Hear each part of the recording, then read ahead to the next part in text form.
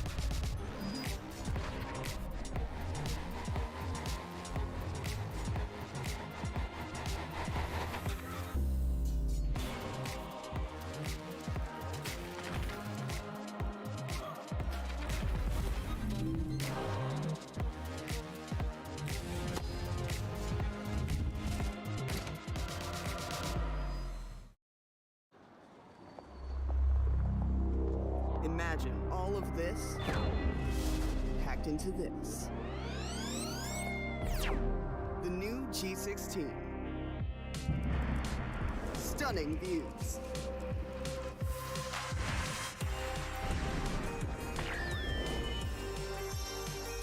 Advanced gaming performance. Top the leaderboard. Stay effortlessly cool.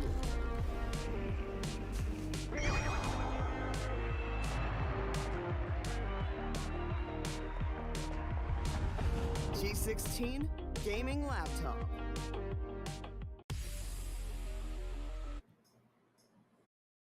Well, good afternoon, everybody. Welcome to the Alienware and Intel Presents Alienware Gaming Saturday. This is going to be your boy Bullet on the desk. With me joining alongside is going to be Raider, aka Shashank Singh. So, Shashank, welcome to the show. And how are you feeling today?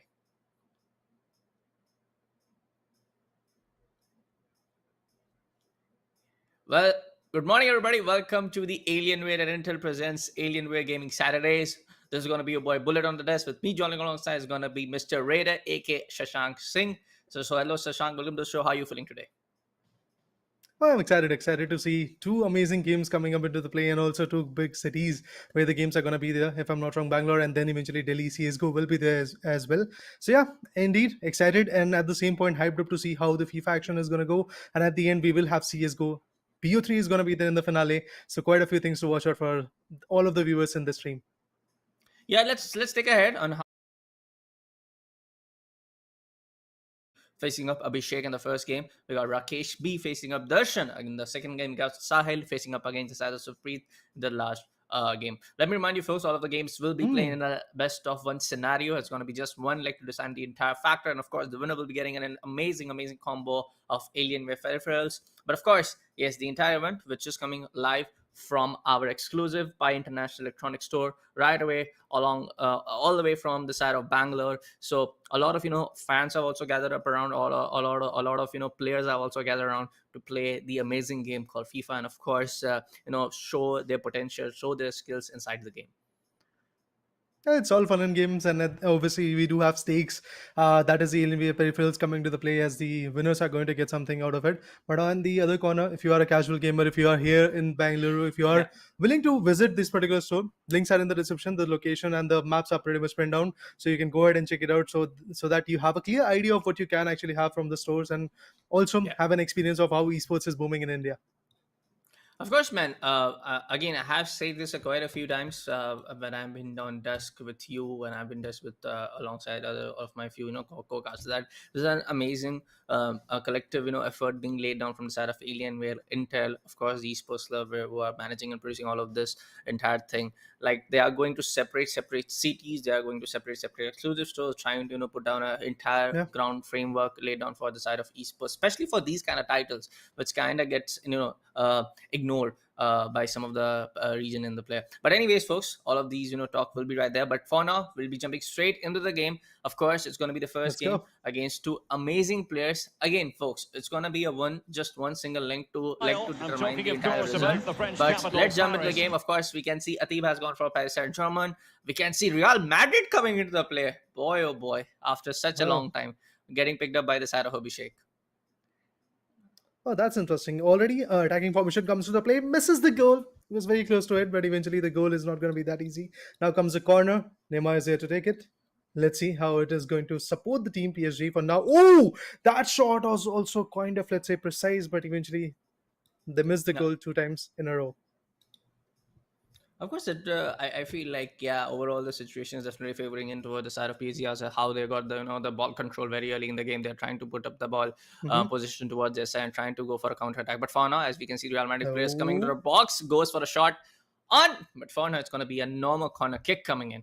We can see the side of Kroos taking up the corner, going for a header, but no, it will be deflected by the other defending player over there. Of course, going for a slide. No, that was a stunning tackle, just a normal interception to come in the way.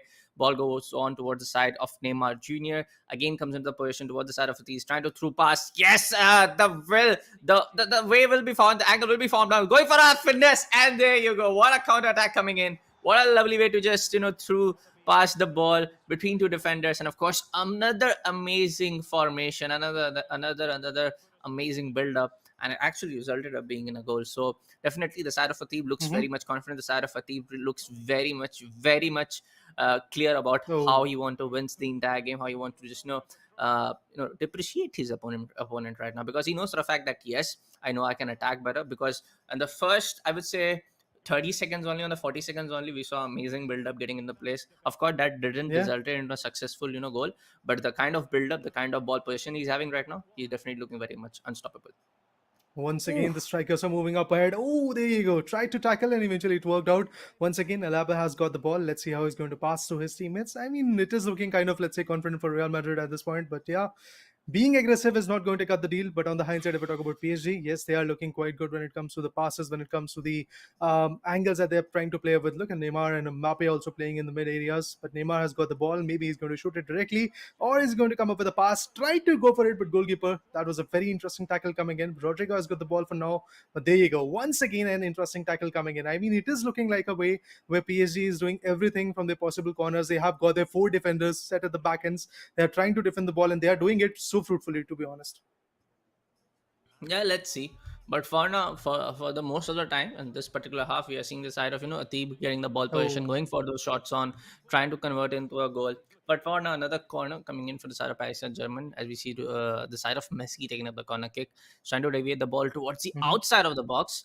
But for now, the ball control will go on again. Oh my God! I was about to say towards the side of Real Madrid. I was about to say it goes toward the side of Abhishek. But right there, it's going to be some defenders to intercept the ball and then take the ball control again towards the side of Real Madrid. For now, yeah.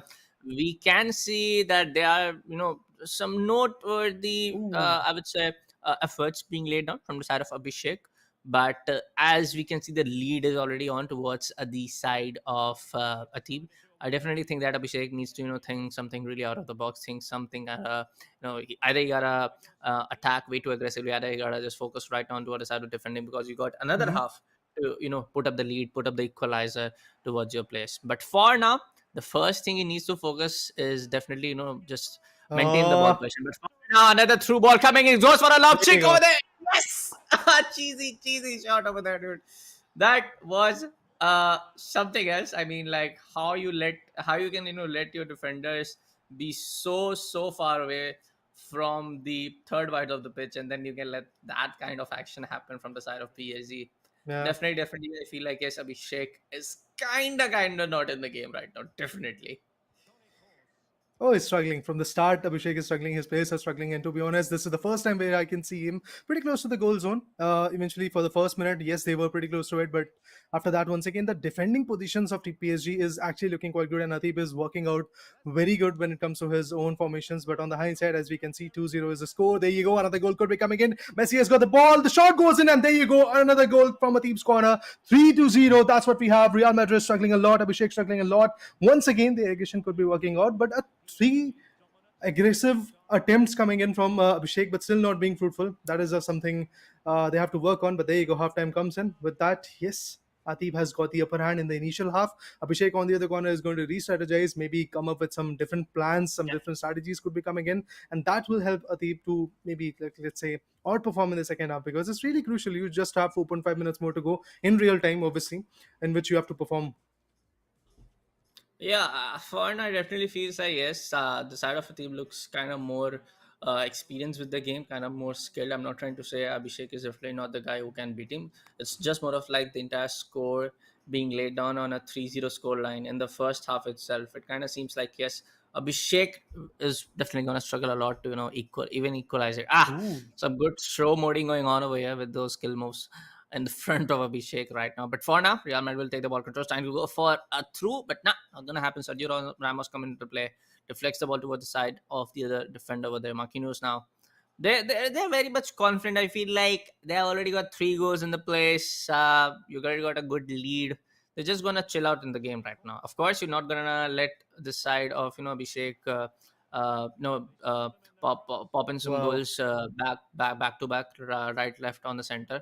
But of course Ooh. you will not underestimate the side of your opponent. You're just gonna chill out, you're just gonna still try to put up the same kind of effort which you actually showed in the first half itself. So yeah, Atib is definitely trying to do that right now from my perspective, what I see. Mm-hmm. But to be honest, this time it is looking like Abhishek is being a bit more aggressive, and it is working out for them for now. There you go, header goes in, and that was a Ooh, brilliant goal lovely. coming in from Odek. That was an absolutely amazing comeback, and that's exactly what we were waiting for in the second half. And now, finally, when they have the comeback, they might have their spirits lifted up. There you go, once again, a tackle comes in, passes are going up. Cruz has got the ball. He's going to pass to his own teammate. Ramos has got the ball. But for now, will Vinicius be able to secure? No, I believe Hakimi has got the ball and now he's going to defend it all the way in the midfield and he's moving forward, giving it to the strikers. With that, Messi has got the ball. Will he be able to pass out the ball? Or before that, a tackle could be coming in. It feels like that the tackle might be there because he's in a situation of a 3-1 tackle. And it will be a difficult one, to be honest. But he's keeping the ball Oh, with himself. Mbappe no, no, has got no, the no, no, ball, and no, that was no, a no. very good tackle. But finally, the ball has been lost. And once again, Vinicius has got the ball. He can be very aggressive with it. But the sprint is not yet there. There you go. Another tackle from Hakimi. That's a very brilliant midfielder. And Atib is working it out way Oh, too well. lovely. And there you go. Neymar still juggling with the skills. Not that sufficient, to be honest, in this particular half. But yeah, he's still working it out.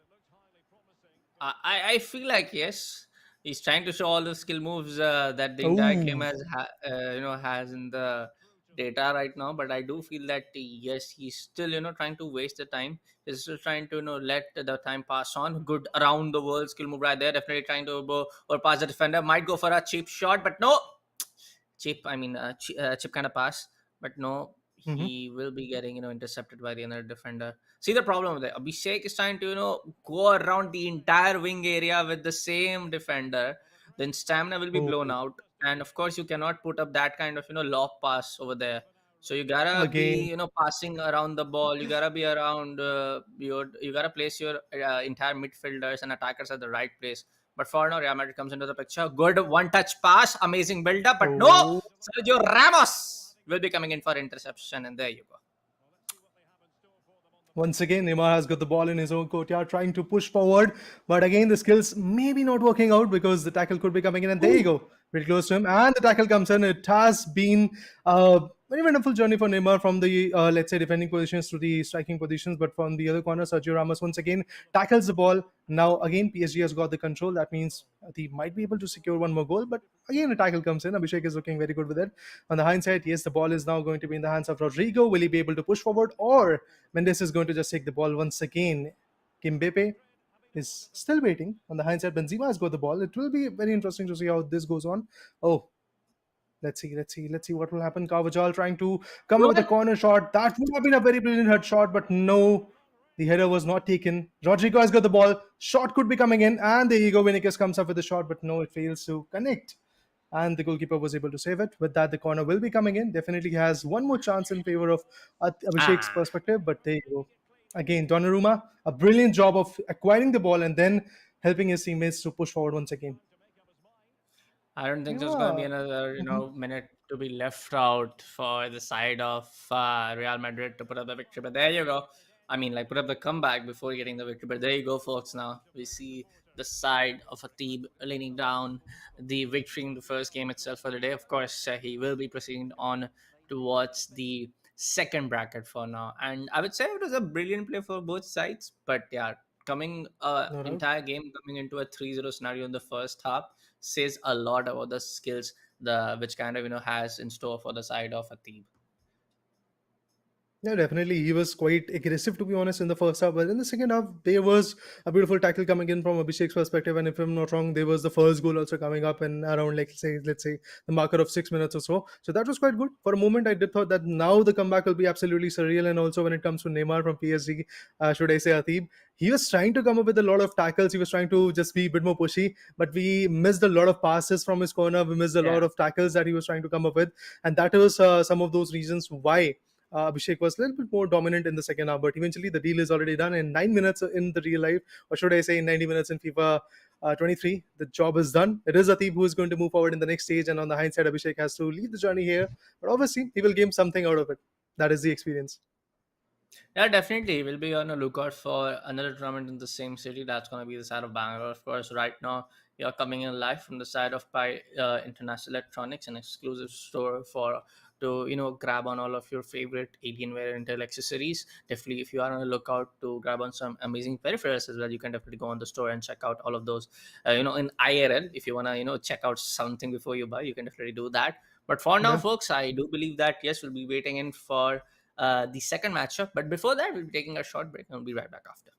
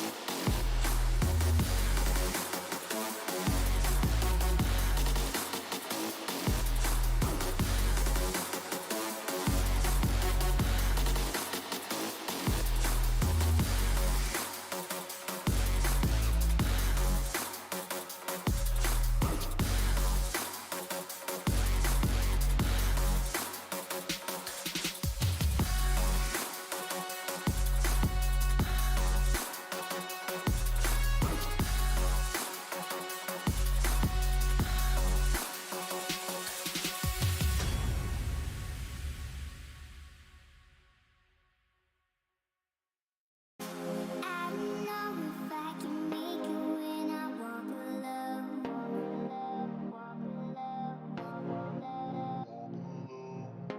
Can somebody come and save me? I just wanna know. I wanna know. I could run through the fire, I could conquer the night. If I can make it, if I try to draw the red light. I could run through the fire, I could conquer the night. If I can make it, if I try to draw the red.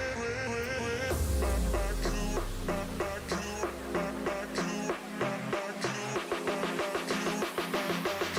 I could run through the fire.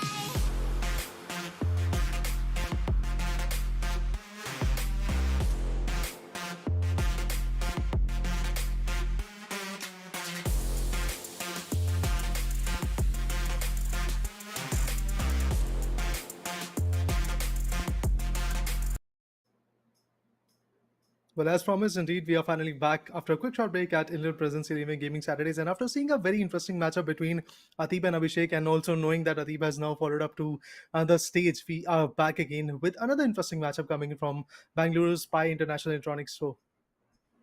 Yeah, of course, Shashank, we did saw, I would say, a brilliant performance coming in from the side of a team, no doubt about it. He got 3 goals in the first half, no doubt about that.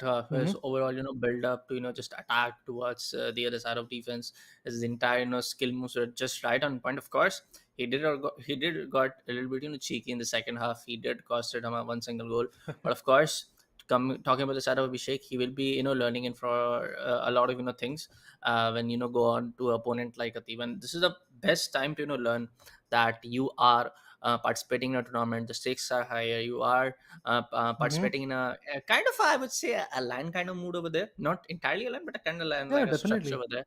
But and you are I mean, trying you to have your handle opponents the in the entire. similar vicinity. Sorry to cut you off. Yeah, exactly. The time for the point I'm trying to say, that you are kind of in like the same structure of a being in a land, Mm-hmm. that you are getting watched Yep. by so many players around you, people around you walking here and there, and then you got your own opponent right in front of you. So you are learning to handle the entire situation. But for now, folks, yes, as the Sadude says, where the next match is gonna be up against the side of Darshan, which is gonna be Rakesh and Darshan. against the side of Rakesh. So I do believe that yes, of course, I have been saying this particular next line, which I'm about to say for the last 3 or 4 Alienware gaming Saturdays, that we want to see some, people who, the players, who can actually fight off till the last bit. Which I'm trying to say is like, yes, we see some 3-3 kind of scenario, 4-3 kind of scenario. Then we see another comeback getting from other side. But for now, if you take a whole storyline, considering the whole narration of the whole storyline, which is coming in for the side of Alien gaming side, for particularly for FIFA, it's going to be very one-sided. We Oh. see just one or two players kind of dominating the entire Mm-hmm. tournament for the time being. So I do feel like yes, we need some head-to-toe game. I mean, like toe-to-toe game where these two of the players can challenge each other in a very very challenging scenario. Well, for now, indeed, if I talk about the initial moments, yes, PSG is here for Rakesh B. Darshan has got the Manchester City, if I'm not wrong. And I guess a very kind of, let's say, passive play is going to come from Manchester City as well. They're not being very aggressive. Laporte has got the ball, but will he be aggressive or he's going to just pass around the balls? That's what we have to know. Again, Neymar is pretty close to the ball. He could be coming up with the tackle and then eventually, indeed, scoring a goal. I don't know what's happening, but yes, Darshan is somewhere around, let's say, trying to buy some time against the members of PSG against Rakesh B. But once again, Rakesh B has got the ball. He's going to be a bit more pushy. Mbappe is waiting. Messi is waiting. And yes, Mbappe has got the ball. Maybe he's going to push it. Maybe he's going to just completely shoot the ball. Oh, oh, Neymar has oh, got the ball. oh, The oh. first goal could have been coming in, but it was a very, like, let's say, easy shot to cover up with. And that's why Manchester City still survives with 0-0. But yes, a very aggressive stance is already getting started from the perspective of Rakesh B, or should I say PSG. There you go, another header. Once again, the ball will be in the courtyards of Ederson. And I would love to see Oh, how Ruiz is going to play with it. There you go. oh. What is happening, to be Both honest, of the guys? players, both of the players have decided to play a header to header, but finally we see the ball landing Yeah. on the ground, and their legs are getting involved. But for now, I do feel like What? yes. What? Are you serious? What? I feel like I don't know what to say.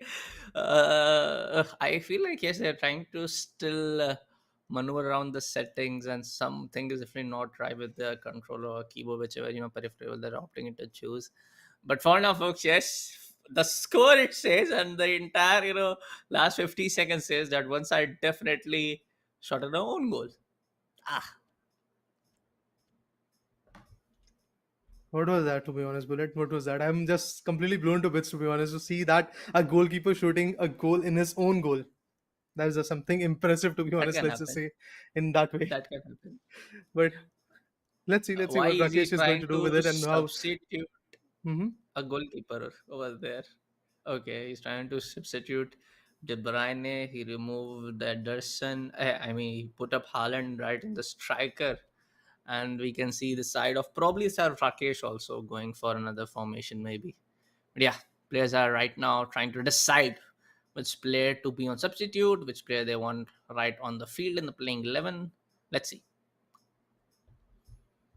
Yeah, it does feel like that once again, and aggressive stance could be coming in from the sides of Rakesh Bhai, because as we can see the formations, we have four midfielders, three midfielders to be honest, and then we have the three strikers as well coming up on the forefront. And then eventually, when we talk about the defense as well, there we have Mendes, Martinez, Ramos, and Hakimi, and we have seen how beautiful the tackle could be coming in from Ramos's perspective as well. So I do believe Rakesh Bhai could have the upper hand, but yes, for now, Darshan is already trying to shuffle around, trying to substitute the players so that he can have the best output of Manchester City. That's the particular club he has chosen. So I would love to see how the formation goes on. But indeed, if I'm not wrong, the score is already 1-0. That means the pressure is already there for Darshan.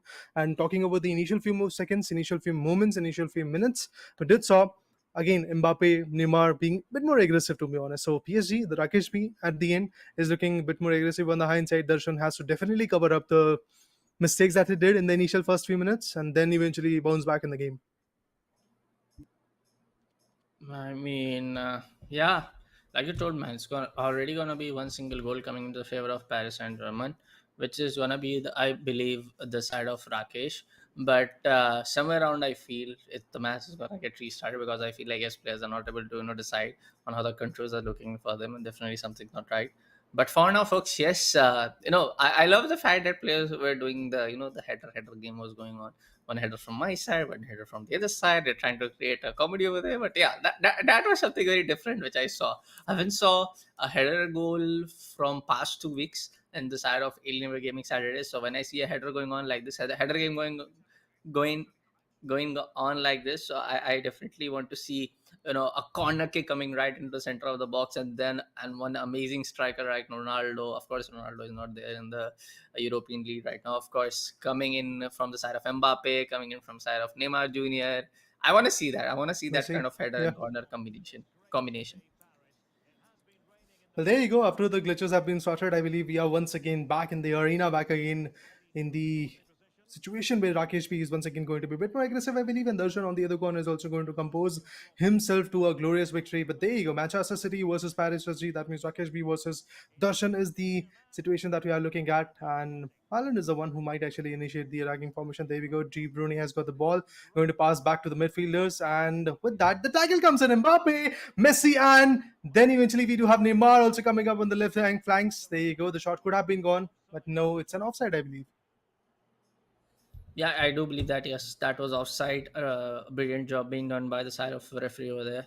Somebody else is gonna take that free kick, but it's gonna be very, very deep inside your own playing field. So I do believe that whoever player takes it doesn't really matter if you wanna just go on with an a long a pass over there, right there and there. But for now, of course, a wing approach coming in from the other side, Okay. and kind of goes around towards the ball to just push it towards the out of bounds, and a throw in will be coming in for the side of Paris Saint Germain, I believe. Tiana on the ball, going for a good pass. Neymar Jr. comes into the play inside the box. No, you cannot push a pass like that inside the box. Definitely going to be there. There are going to be no defenders to intercept the ball. Boss goes around, but in the world are these players trying to do? They're just trying to avoid the ball. It seems like that. Like whenever the ball comes to us, and they're just trying to just make sure that the ball goes to the outside regions. Where corner opportunity is already there, and Neymar shoots it. But there you go. Edison has got the ball. That means once again an opportunity opens up. But what was that? A beautiful tackle coming in. Messi shoots again. Edison has got the ball once again. Darshan is saving game, but Yeah. a very interesting way to put an end to a very aggressive attempt coming in from PSG. But there you go. Once again an outside coming to the play. Rakesh has still got the opportunity to be aggressive. Let's see what he's going to do. And Royce has got the ball. He's going to be once again a bit more possessive, bit more aggressive around with it. And there you go. Messi gets the ball, I believe. Looking a bit more difficult, to be honest. And once again, Darshan has got the ball. Yeah, but for now it's going to be an free kick for the side of Rakesh one more time as he goes on for the side of attack. He's definitely not looking very much confident as the ball position coming again towards the side of Darshan over here. But I will see that. I can see that. I'm not. I'm not going to say. I will say. I can see that. Players are definitely losing out a lot of good passes. Players are definitely not looking very much confident with the entire drive pass situation going on. They're able to pass around some good long pass, but the interceptions are coming right on point for both teams over here. Both the teams are trying to tackle. Both the teams are struggling at the same point because obviously, whenever Manchester City, or should I say, Darshan has got the ball, every now and then it's Messi, Neymar, or Mbappe who are coming up with the tackle. What shot was that? I mean, it's outside the stadium. It feels like that, but yeah, once again, opportunity comes and knocks towards the team of Manchester City.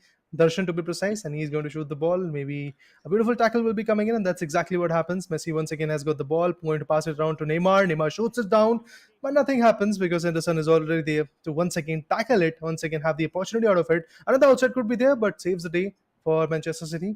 And we have again a very interesting attempt coming in. But what is happening?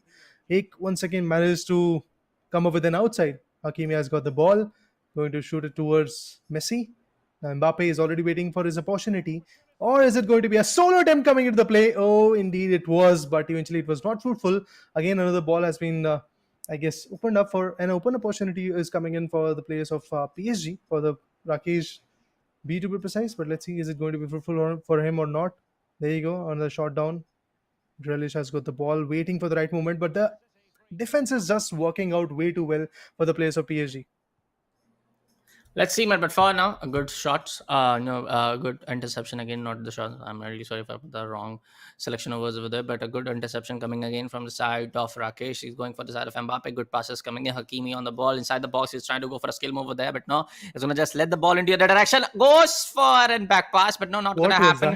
that? Messi comes for interception. Of course, again some one-touch passes coming into play. Finally, a goal coming in from the Finally, side of Rakesh. There were some big mistakes over finally, there, but wait. finally we get a ball and we finally see a goal. We finally see some good plays in this match, and as a caster, I'm really happy. Finally, I mean, after so much struggle coming in from a PSG, from Rakesh B, every now and then he was trying to attempt every now and then. Look at the tackles that a PSG, or should I say Rakesh B, is trying to come up with. Darshan on the other corner is, yeah, trying to be aggressive. N number of times he has managed to make the ball possible to come up with an outside flank. But yeah, on the hindsight, when we talk about Neymar, Yeah. again, going to pass the ball to the back ends. The midfielders have got the ball. Messi now has got the ball. The tackle comes in. Again, an interesting play coming in. Maybe an outside once again. I feel like that will happen. There you go, man. There you go. Another outside coming to the play. With that, Rakesh B is ready. Neymar Jr. is the player. Okay. Is it Messi? Yeah, indeed, it's a Messi. It's But Messi. Edison has got the ball. Ooh. That's interesting. Once again, a very interesting save coming into the play. Haaland has once again managed to, like, let's say, deflect the ball to the goalkeeper, trying to come up with a pass. But what kind of pass that was? Directly into the foot of Messi. But once again, a tackle comes in. Neymar Jr. ready, but goalkeeper will be able to save it. Once again, the ball will be thrown, ready to come up with an aggressive stance. But I believe the tackle will be there. And there you go, right in the foot of Marquinhos. Of course, it's going to be another interception brilliantly done by the side of Rakesh. But for now, folks, it's going to be a half time coming into the picture where Rakesh is on the lead with that one goal that was brilliantly done inside the box. Look at the possession stats. I guess it was 40 again towards the side of Darshan, and it was 82 or so. I guess it was 82. I could have seen it in an entire wrong way, but I do believe that with the ball position being very much towards the side of Rakesh, that is enabling a lot of shots coming in. Of course, another shot song coming in from the side of Messi. This time around is going to be a goal kick, I believe. But yes, it's going to be, yeah, of course, it's going to be a goal kick as we see the side of Henderson of the ball. Of course, after a long time, I would say we are seeing the side of Manchester City getting picked up by some players Mm-hmm. in the entire Alienware Gaming Saturdays towards the side of FIFA. But Oh, of course, Mendes. some good interception will be done. But coming back to the conversation that how the team selection is taking play, it completely kind of right now depends on upon how the star players are all studied towards the side of PSG. You got Messi, you got Neymar, you got Mbappe. A lot of good midfielders are there in the PSG roster. But for now, another good interception inside the box. I mean, how? But What oh, is good question happening? interception again. How you can let that happen? Goalkeeper Oh, comes into stretch with the ball there's and an he takes it right in his arms. But for now, this can be that one counter attack which might coming from the side of Manchester City. But no, good interception again coming in, and De Bruyne just puts his away. But uh, how? Are you serious? I mean, a lot of opportunities are coming towards the doors of, like, let's say, Darshan, but he's just knocking it all the way outside. So that is something interesting to see. But on the hindsight, if we talk about the place of PSG, Rakesh B is trying to formulate a very decent attacking formation. There you go. Once again, tries to attempt it, but Ek manages to, again, give an opportunity of a corner coming to the play. Will it be Neymar Jr.? Yes, indeed. The pass was actually pretty slow, but still Mbappe has got it. Maybe, okay, Sergio Ramos has got it, but maybe he's going to, I guess, let's say, secure the goal. Oh, Oh, lovely. a very interesting tackle coming in from Laporte. Another corner could be coming in, and I believe that's what we are going to get probably. So, yeah, Neymar Jr. once again trying to have the opportunity out of it. Nobody to tackle. Indeed, the ball is there towards Messi, but Edison, the goalkeeper, has already got it. There you go. Again, a very aggressive stance coming in. But why the hell the balls are still coming back to the goal zone? That is something which is, I guess, let's say, not something I'm expecting. I mean, a lot of corner kicks are happening, in which I'm kind of very surprised to find that a lot of these corners are kind of getting misplaced. I mean, how the entire formation is looking, how the entire build-up is looking. You are definitely not very much confident in your overall build up game. But for now, one of the players have been injured. That's going to be Messi, I do believe. Messi has been injured from the side of PSG. Definitely needs to substitute as the ball goes towards the out of bounds. A good interception again. I mean, like, these guys are doing interception so confidently inside the box. Definitely, they are very fearless. But right now, again, a good formation. I mean, a good build-up, but they're gonna be a shots on, and it doesn't be able to catch it up. For now, smoothly done. The throwaway being laid down towards the side of Manchester City. But for now, another ball, another chance to just lose up the ball position. I mean, both of the teams are performing very big mistakes. But the thing is that PSG already dribbled in another good one single goal towards the halftime sides, and they're already on 1-0. So they are very much on Hmm. be on the safer sides if you talk about the side of Rakesh. So there's gonna be uh, a little bit of trouble, a little bit of hectic situation towards the side of Darshan to just put on one Okay. single goal and go for an equalizer. It's gonna be in foul coming in, and we can see. That was an offside, my bad. It's going to be an offside coming in Yeah. for the side of Darshan. And there you go. Two of the players are actually on the red line. Hmm. So, with that opportunity, definitely maybe Manchester City or should I say Darshan could be able to bounce back in the game. Bakines has got the ball. Rati manages to pass it towards Neymar, and with that, yes, both Messi, Mbappe, and the players which are actually on the front side are waiting. But I believe that was not a very good attempt coming in from Messi's perspective. But there you go, Rakesh is still trying to tackle it up. Let's see what kind of opportunity will be coming in. Other outside could be there, and yeah, there you go. Once again, an outside is going to come in. With that, the corners will be there for PSG for Rakesh B. That's an open opportunity for him to secure. But let's see, will he be able to be successful with it or not? That's the main important thing. And there you go. Neymar tries to go with the ball. Header could be coming in, but no, that's not the case. Oh, that was a close one. But at the end, yes, the time is running out, and I do feel like that PSG, or should I say Rakesh B, could be moving up as a victorious one in this particular matchup between Rakesh B and Darshan. Let's see, man. Let's see. I mean, like, there's gonna be still some time, I do believe, to get the entire game in their place. But for now, I do believe that's gonna be just 50 or 55 seconds left out in this kind of scenario. Yeah. But let's see, folks. Let's see if we can see some comeback getting into place in this match. But for now, it's gonna be a good shot on coming into the play. Another great tackle, a header, but it Oh, doesn't be right there to catch it up in his arms. But for now, another 2 added minutes inside the game, which I do believe is going to result in 35 seconds. I do believe that is getting a little bit cheeky over there. He can put up maybe one more, goes for a header, but no, it's going to be the side of defender it's to lay done. down towards, and it's done. Ah, a Yeah. good chance to just put out in the few last seconds of the game. 1-0 goes into the favor of Rakesh, and PSG win it one more time. I mean, like, all of the winning players are definitely picking up PSG for a reason, and we know that. Yeah, we have seen in the previous battle, like a previous matchup, it was Atib, and now Rakesh V definitely was able to, I guess, let's say, get the output out of it. But to be honest, on the hindsight, if we talk about Darshan, he was like looking to make an attempt, to be honest, but his attempts were not working out that well. His Not formulations were working not out. working out. The way he was trying to tackle the ball and then eventually come up with a very impressive, aggressive attempt was just not there, to be honest. Because yes, they were lurking around somewhere around pretty close to their own goal zone. But after a quick short break, yes, we'll be back with the third matchup. So stay tuned for that as well.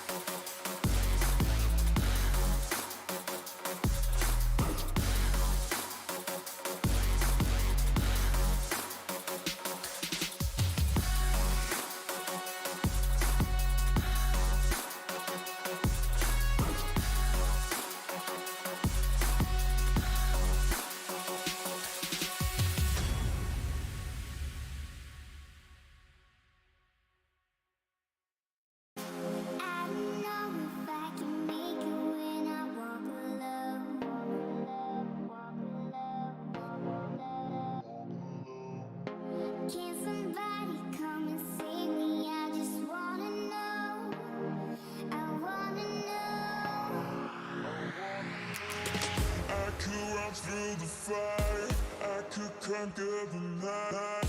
If I can make it, if I try to draw the red light, I could run through the fire, I could conquer the night.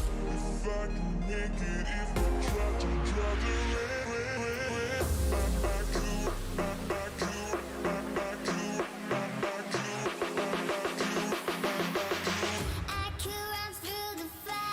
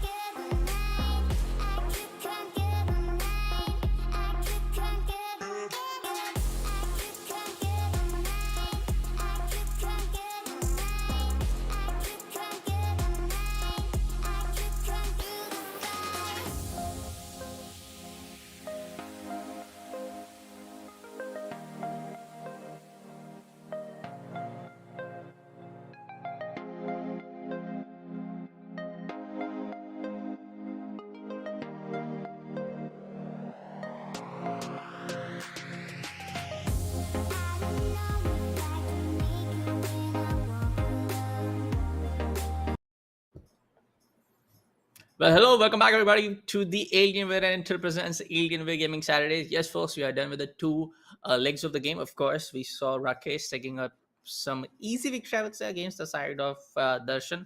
That was some quiet match. I guess this was the match where we saw the maximum amount of corner kicks being given away in the entire, Yeah. days of Alienware Gaming Saturdays. But for now, folks, yes, we got another matchup coming in that will be also, played in a best of one format. I would say just one leg format in terms of football language. It's going to be the side of Sahil to go up against the side of Supreeth. What do you think, Shashank? I mean, predicting that who is going to win is something which is going to be definitely difficult. But well, whenever the clubs are going to be there for us to watch out, I believe again the team which has got PSG, maybe that is going to be the bit more superior one, Yeah. to be honest. Because initially, if you talk about the whole day, Atib he had the PSG, and eventually if you talk about Rakesh, again PSG came in from his favor. Abhishek had, if I'm not wrong, Real Madrid, and on the hand side, Darshan had Manchester City. So it was interesting to see how those players were also trying to perform. But to be honest, you have to be ready with the, I guess, let's say, attacking formation as well, because a lot of defensive approach was there from Darshan's perspective. Yes, he was able to tackle a lot, he was able to give a lot of corners for the other guy Rakesh B, but at the end the output was there in the initial half, that Rakesh was able Mhm. to secure the first goal, and that was something which made a lot of pressure on Darshan. And obviously tackling that first goal is going to be very very important, or getting that one goal vice versa is actually going to be very very important for both Sahil and Supreet in their upcoming matchup. So I would love to see what kind of play they are going to bring to the table. Maybe a pretty aggressive approach will be there from both the giants, or maybe a very defensive Yeah. approach is going to be there from the corner, or a vice versa situation will be coming in. I'm definitely looking forward to it. But yes, those 9 minutes in real life are going to be very very important, because yes, it's a best of one match to go, and then eventually either you are out of the competition of the Central Presence Area Gaming Saturdays, or you are going to get one more chance to fight back in another stage of this FIFA 23 coming up in Bangalore from Pi Technologies, if I'm not wrong. Yeah, Pi International Electronics Store being the exclusive partners of Alienware Intel. And if you want to just check out some amazing PC gear, definitely you can check out before buying in these exclusive stores. But for Mhm. now, folks, we're jumping straight into the game, and we can see the side Oh, of Dortmund finally, some other team getting picked up by the side of Sahil, and we see the side of PSG getting picked up, and can already see, dude. They are getting a corner kick very early minutes, in the very early minutes of the game. Goalkeeper will oh, coming very closely towards the side of ball, takes the ball and goes for a roll up. But oh no, that was quite a little bit of an interception being made. But right now it's going to be Sarah Marquinhos to take up the ball, and the settings have wow. been done in a bright sunny day. I completely forgot about that. There's going to be no setting also in the game. You can always set it around rainy, cloudy, whichever weather conditions you want on the pitch. But for now, coming back to the game, a wing kind of pass over there, a long pass that was, and definitely that the drive was being used on by the side of player. Marquinhos has been injured in the very early minutes of the game. This is definitely not very right for the side of PSG. Got a substitute as the ball will go towards the side of goes for a out of bounds out of the pitch area. Then he can pause the game and go for a substitute. A good build up coming in from the side of PSG, but an interception will be done from the side of Dortmund.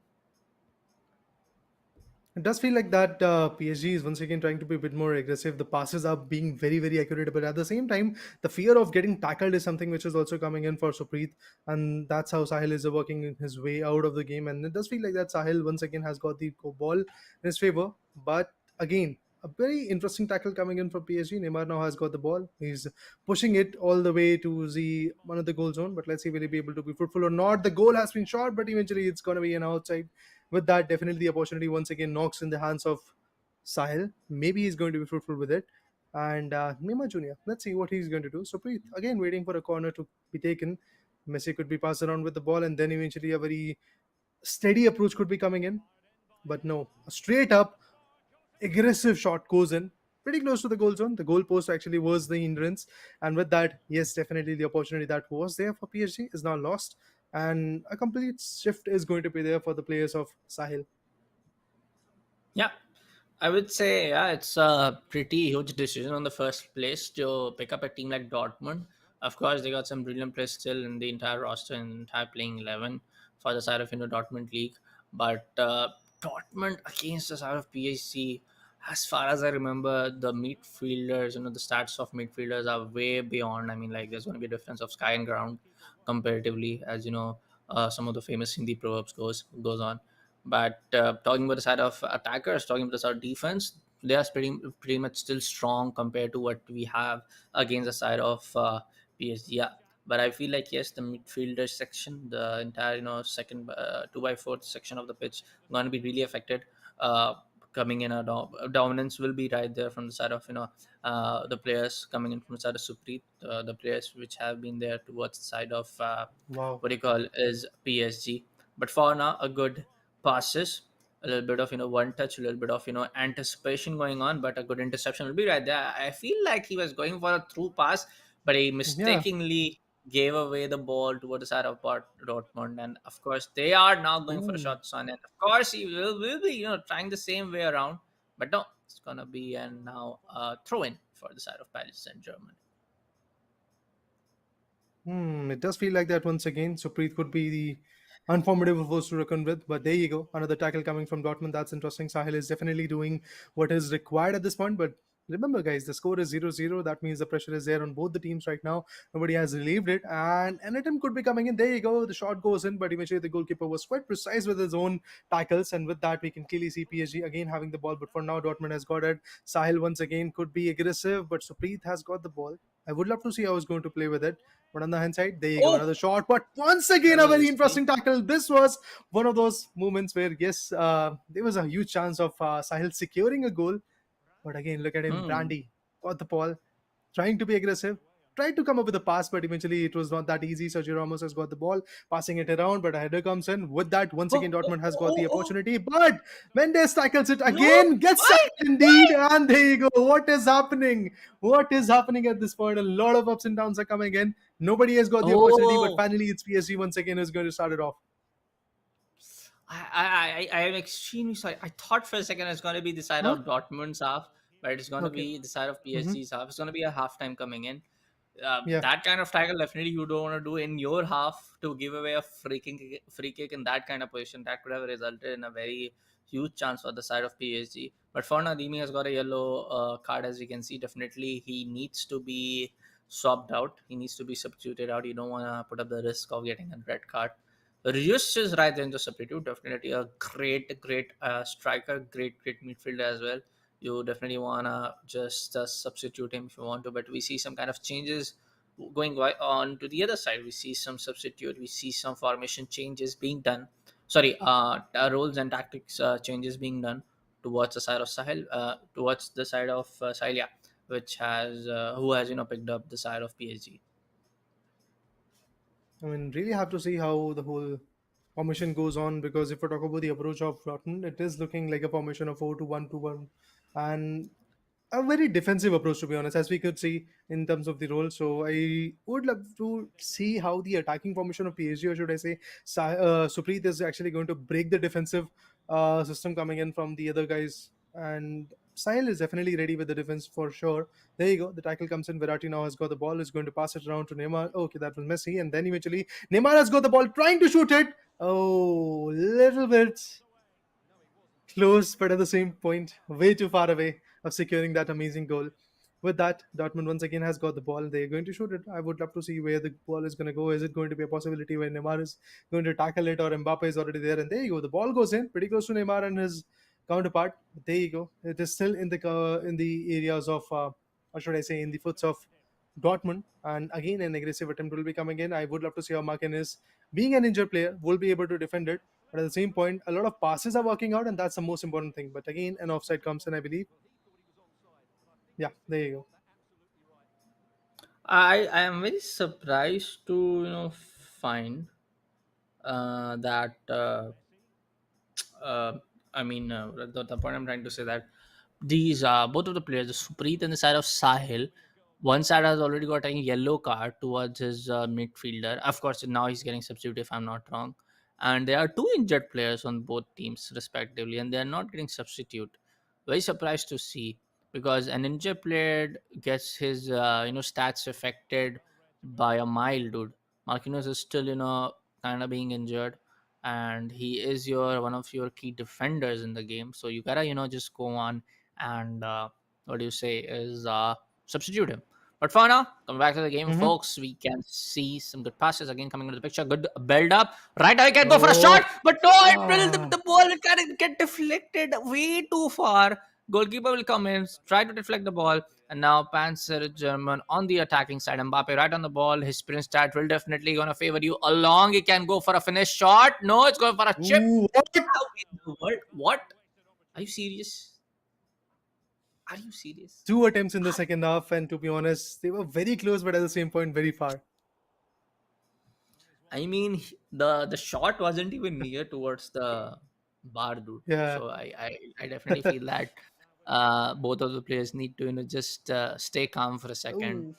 A good interception, or I can just say a good way to just block away the ball to go for a corner kick. But for now, the ball is right there with the side of Barca, and he's going for a set. He's going for a one touch, and Oh, yes, he passes finally! on toward the center side, and he will get in a goal. Finally, dude. The side of Dortmund taking a lead. He's already going for an entire celebration. Of course, we want to see that.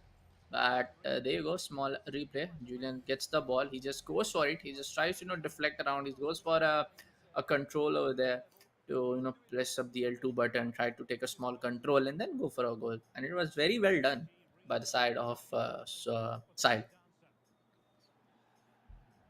Yeah, a very patient but at the same point a very precise approach coming in from Dortmund, and Sahil definitely was able to get the advantage out of it, and finally securing the first goal was something very very impressive. At the same point, uh, once again a very precise amount of passes are going to come into the picture, but again an offside will be there. So yeah, once again, Sahil was very close to securing another set of goal, but eventually PSG now has got the opportunity. So Preet has to be a bit more aggressive because not a lot of time is left, to be honest. In real time, 1 minute or so is left. So I really believe this time they have to be aggressive. This time they have to run and eventually get the job done. There you go. Fabian has got the ball. Maybe Messi is going to be the one who is going to work his charm, but eventually the goal is still way too far away. And I believe a corner could be coming in pretty soon. And there you go. Not a corner, but eventually an outside throw will be coming in. I feel like that. And yeah, there you go. It is Supreet, Mbappe, Hakimi to be precise is going to throw it away. I would love to see what kind of approach this will bring to the table. Messi now has got the ball, going to pass it away, but eventually gets tackled by the players of Dortmund. Sahil is already ready with the tackle every now and then, and there you go, another header. With that, the ball is completely outside the particular D, but it's not easy. It's not easy, to be honest, for PSG to once again formulate another attacking formation, but they're still moving their way up. The goal again, third attempt, not so fruitful. Let's see, man. But for now, I will definitely say that one of the goals which has been secured by the side of Dortmund. I do feel that they're gonna take the easy way now. They're just gonna waste the entire second half. They already done the 90% of the time for now. It's gonna be just in game 10 or 12 minute left on. And to be precise with that in real time, I'm gonna be just what 1 minute left. Right now again, Mbappe on the ball trying to go for a great run. That tackle was definitely not done in the right way. A free kick Hmm. coming in, and if he knows how to put inside the box, he can definitely do it. The angles are getting very much not right. The goalkeeper can easily catch a man. Of course, he will do. What? directly in the hands. I mean, that was a very big opportunity for Supreet, to be honest, to secure that goal. But eventually, no, that's not going to be the case. And we can clearly see that the time is running out. Once again, aggressive approach is going to come from Dortmund. And I do feel like that Sahil might be able to secure one more goal. Or even if he's not Yeah. going to secure that particular second goal, then also he has got the lead. Oh, that attempt was absolutely massive. Definitely, he knew that the time is running out. So this is the moment where he just have to aim the ball right to the goal zone and then eventually just shot it so that he can have the opportunity out of it. But there you go. Once again, the attempt is looking fruitful for the players of PSG. Maybe Supreet is just going to secure that goal, but no, the tackle comes in and it's done. It's done. Sahil wins it. Yep. Amazing victory coming in for the side of Dortmund. And for the first time also, I'm seeing the side of PSG getting defeated in the side of Alienware Gaming Saturdays by a team where most of the star-studded players have already left on. There's going to be just Rios right now as one of the popular players. I remember he was on Haaland is there. the cover of No. FIFA 17 or 18. He was there on the FIFA cover for the side of FIFA 17. I remember it very correctly now. But for now, folks, yes, the first stage is done. The first set of brackets are done. We'll be taking a short break and we'll be right back after.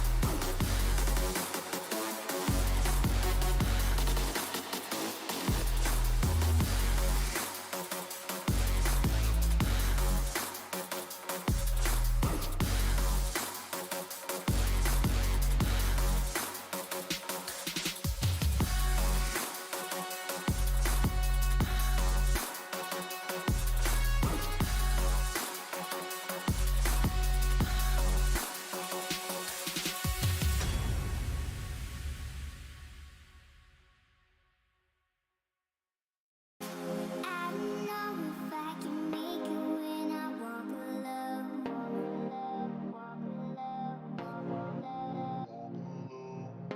Can somebody come and save me? I just wanna know. I wanna know. I could run through the fire, I could conquer the night. If I can make it, if I try to draw the red light. I could run through the fire, I could conquer the night. If I can make it, if I try to draw the red, I could, I could, I could, I could, I could, I could.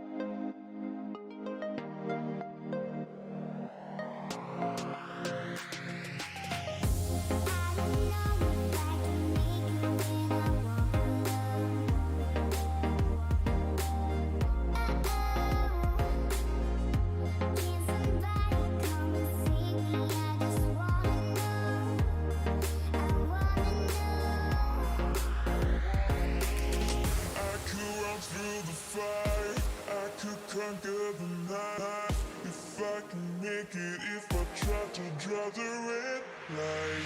I could run through the fire, I could conquer the night. If I can make it if I try to draw the red.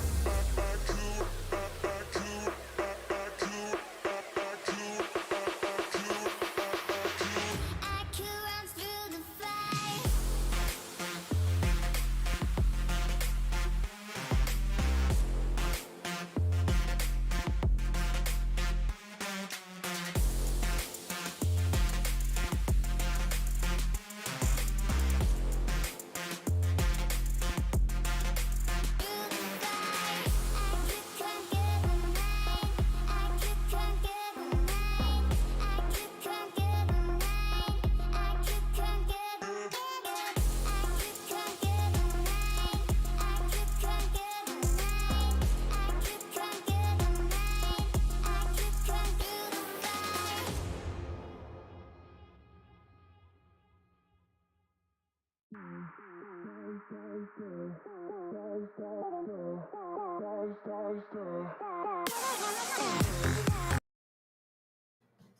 Well, welcome back, ladies and gentlemen. Welcome back to the Alienware presents Alienware Gaming Saturdays, of course, with a collaboration with Intel.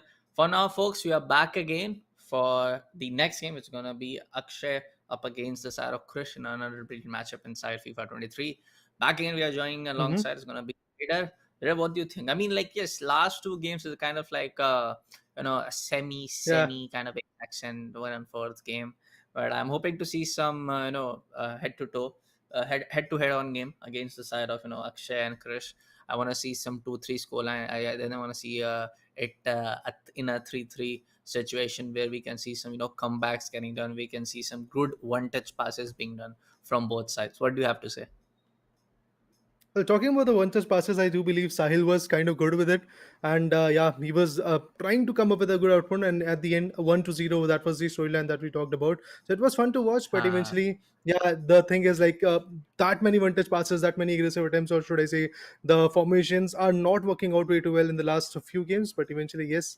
Between Akshay and Krish, I would definitely love to see that kind of play coming in. I would definitely love to see some strategies being worked out at the peak, because at the end we are here to enjoy it. And yes, finally the fourth match of the day is going to get started in FIFA 23. Marquinhos has got the ball. We do have an interesting set of teams coming up: Argentina versus PSG.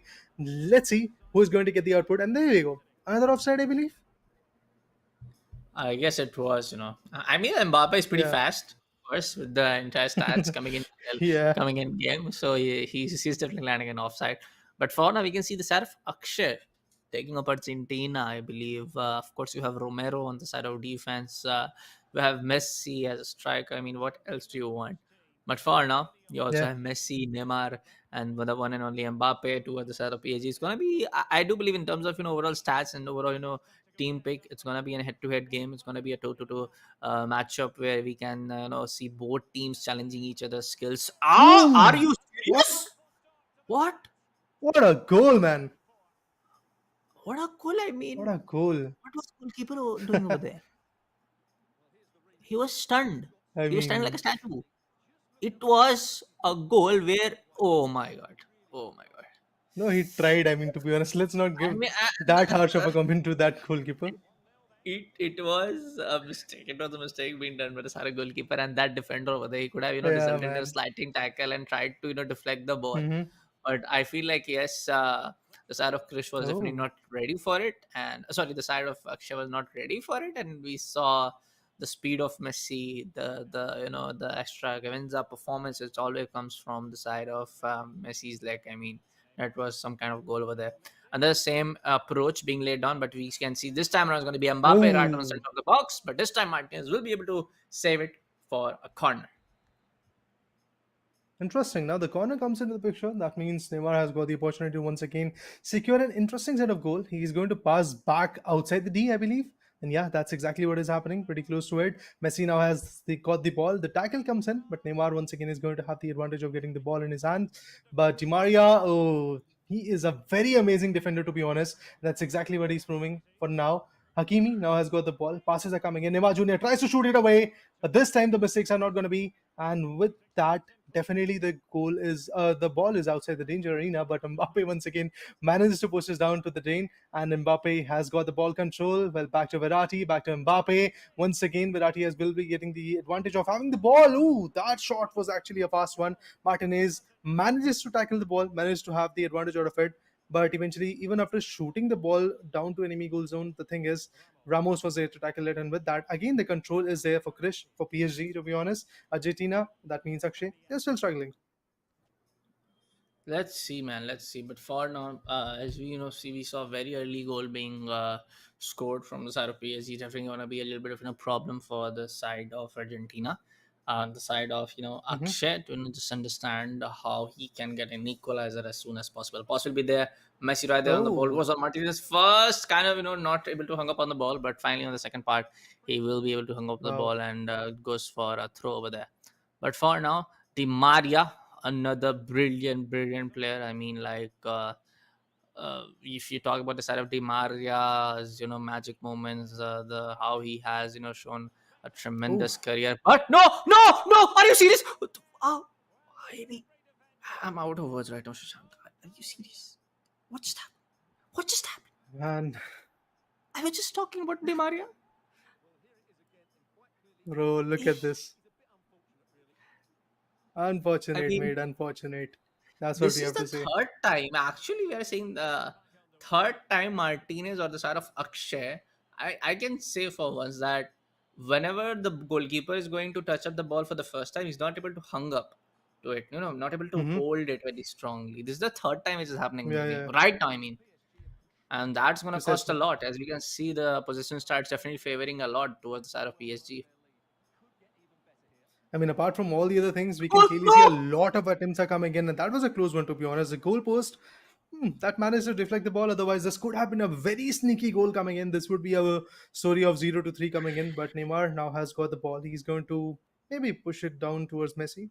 That could be the case. Or Mbappe is also waiting patiently. There you go. Now Mbappe has got the ball. He's going to attempt, or Vitinha comes up with the attempt, but eventually it's not that fruitful. Once again, even after, like, let's say, clearing the ball outside the D, the fact is there is somewhere the players of, or should I say, defenders of PSG already waiting, players of Krish waiting for the ball to come towards them, and then eventually they're trying to pass it around. Look at that.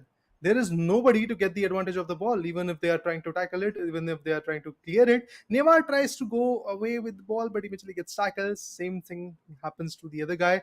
Ramos is already there. Double headers coming to this play, and it does feel like that this time it is going to be an aggressive approach coming in from the players of Argentina, from Akshay, but eventually that's an outside coming into the play. Let's see, man. I do believe that on how I would say Krish is able to secure in back-to-back goals. This definitely putting up a lot of pressure towards the side of Akshay. For now, it's gonna be a free kick given away, or probably it was an offside to it. The free kick will be given away towards the side of Krish one more time, but that will be very much into his deep half, so not gonna matter a lot. But definitely gonna help you to build up. Ooh, And shots on coming very long. I don't think there's gonna be a goal, of course. No, Roma on right there on the ball to secure up a goal. But for now, it's gonna be the side of Argentina right there. But until unless we saw a build up coming a build up getting coming in from the side of Akshay, but we'll go for a half time. How on how we can see Messi stats right on the screen definitely depends upon how he has assisted his both of goal being in a very much in putting the side of PSG in a very much favorable spot. For now, there might be some changes coming in from both sides, but Argentina looks ready. PSG also looks ready. So both of the sides are ready. mhm. What are we waiting for? Let's go inside the game and just proceed on with the second half. Yeah, definitely. The second half is going to be very, very crucial for Argentina, or should I say, Chris, to be honest, because you really have to get that upper hand in the particular play. And for now, it does feel like that the struggle is going to be there. Akshay on the other corner, he is definitely was being very, very aggressive initially, but at the end, it was Chris who was able to get the upper hand with two good goals coming in and multiple fruitful attempt, to be honest. But what was that? Again, this could have been a own goal zone, to be honest. But yes, with that, the corner will be coming in. Krish now has got the ball. I don't know how he's going to play with it, but there you go. The tackle comes in. It's Paul who was able to get the advantage out of it. And once again, an aggressive stance will be coming in. But there is nobody alongside Argentina to support Messi as a striker. to eventually go to the enemy's goal zone. That's how beautiful PSG is formulating their strategy, and that's how beautiful Krish is actually taking the upper hand in this game. Di Maria once again had the ball, but Hakimi, we had Farha, Fabian, every other player was being very, very aggressive. Messi tried to attempt with the shot, but eventually it was way outside. And with that, again, an opportunity comes in, knocks down to the gates of PSG. But let's see what happens and what kind of a play PSG is going to bring in the second half. Let's see. But for now, I do believe that the overall aggressive nature, aggressive play of PSG coming in from the side of Chris is definitely going to help him a lot, and we see the same, result and same kind of, how he's able to outplay the defenders, all of the players coming from the side of Akshay in a very well mannered way. So I do believe that yes, Akshay, like I said for the first game for the day itself, they all of the players which are not able to secure in goals, not able to secure in the ball position in their favor, they need to think something really out of the box. You need to think some kind of a build up which is not really seen. You gotta go for those one touches. Maybe you gotta go for some drive passes, very fast, very paced up, in a very favorable spot. But for now, again, Messi right there on the ball, going inside the box, going for a tackle inside the box, and really successfully done. No foul, no commit, no whistle we see from the referee to just stop the game for now.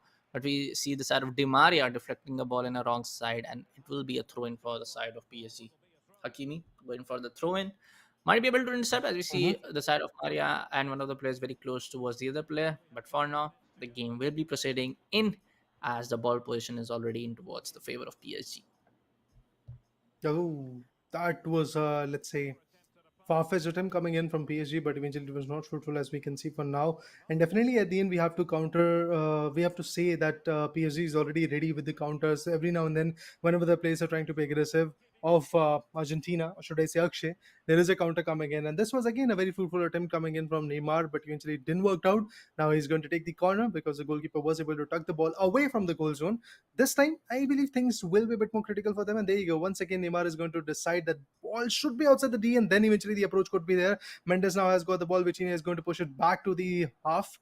But yeah, they're still waiting. The players are still waiting for their pass to come in. Neymar comes up with the pass, but I don't know what was that. He was trying to pass the ball around, but eventually Argentina now has got the ball to come up with a throw in, and maybe the output will be there. But again, a very far-fetched pass comes in with the throw in. Marquinhos now has got the ball. Ramos has got the ball. He's going to exchange it with Verratti. With that, the passes are looking very precise. The one touches are looking very, very amazing. Fabian tried to come up with the pass to Mbappe, but eventually it didn't work out. Mbappe could be throwing the ball towards Neymar. It was a, like, let's say, pass going towards Neymar, but eventually the tackle came in from Argentina as well. Let's see, man. I mean, it's gonna be really hard for the entire side of Akshay to hold on to the ball position and go Oh, for a build up. But for now, a good one touch coming in, almost securing an own goal. But finally, we'll be able to deflect the ball towards yeah. the other side. Goes on to the side of Enzo. We see the side of PSG coming into the play. We see the side of Argentina leading the charge. But how long? How long you are able to sustain the ball for yourself? How long you can able to not just put it away in another half? But Oh, for now, we see a corner coming in for the side of PSG. multiple corners, but eventually talking about the statistics, we did saw that Argentina was able to just take one shot onto the target in past 7.8 minutes in real life, to be honest. And eventually, if we talk about PSG, that means if I talk about Krish, he was able to shoot down for 10 times, to be honest, and that's absolutely impressive. 10 good shots on target. That really shows how precise this play is coming in from Krish's perspective. And there you go. That's an 11th attempt, I believe, but I guess let's say was not that fruitful and was pretty much far away from the particular target. It was something that could not have been covered. And on the hindsight, if we Yeah. talk about Akshay, again ready to come up with a counter. But Krish, let's see how he's going to pass around the ball and what kind of advantage these guys will be able to bring to the table. Passing around towards their Yeah. own goal zone. This time, being very aggressive is going to be the case. There you go. Mbappe could be shooting the ball. Again, the attempt was there, but not a fruitful one. It's a futile one. And there you go. Mbappe was not able to secure that goal. I mean, let's see on how the entire situation is being controlled upon. I feel like PSG can, just hold down the entire segment of their, lead for now, because there's going to be just what 1 minute and 25 seconds left for the entire game on. We can see the number of passes. There's going to be 135 passes, and accuracy of 88% tells a lot about the side of PSG. But for now, it's going to be decided of, Krish leading the charge, might be able to secure one. He, of course, he can go for a finesse, but overpowered shot over there and not going to help anyone. Of course, not his team. I mean, are you serious? That's one way to go. I mean, to be honest, a very interesting play coming in from both the teams. To be honest, Krish initially had the control, but eventually, if you talk about the second half, Akshay definitely was able to, like, let's say, re-strategize, come up with some interesting plays, and that's how beautiful the players are coming up with. But at the end, I guess we can clearly see it's PSG. It's Krish who has got the upper hand in the game. He has Yeah. got two good, amazing goals in his favor already, and I do feel like that the opportunities are already there. As we were talking about initially, it's a best of one. That means only one match per guy. So Mm. all the players who have lost the match obviously are going to gain some kind of experience out of it, and maybe in the next Alienware Gaming strategy, they will able to showcase their strength, because obviously it's all about part of that evolution that you are going to come up with when we talk about FIFA 23 and other games as well. And pretty soon we are going to see some CS:GO action as well. So stay tuned for that as well. Yeah. But yeah, for now, talking about four good matches of FIFA 23 from the start of this day, we did saw a lot of control coming in the second and third match. Yes, there was something icky about it, like the outsides were coming in, there were a lot of throw-ins, there were a lot of corners coming into the play. But I'm happy to see in the Yeah. fourth match once again a lot of, like, let's say, formulations are coming into the play. A lot of interesting plays are there. You talk about one touch passes, you talk about attempts onto the goal zones, you talk about the targets being hit. It's absolutely impressive. Especially I will again say the entire same thing. I feel like, yes, some of the players need to really work upon their skill, really work upon their entire, past game scenario, really know how to handle the entire pressure onto your head, because of course you're playing in store, you got people's eyeballs, stuck onto your screens, definitely watching out who's gonna win, who's gonna not. Personally saying, because I used to be a FIFA player back in the year of 2016 and 2017, so I know what kind of, pressure you have when there are 10 or 20 people watching onto your screens, like who's gonna win. Okay, this guy who's wearing specs gonna win, or is this cute little guy big in a round blazer is gonna win. But for now, folks, yes, we'll be taking a short break and we'll be right back after the, bring up the entire CSGO action for you on stream.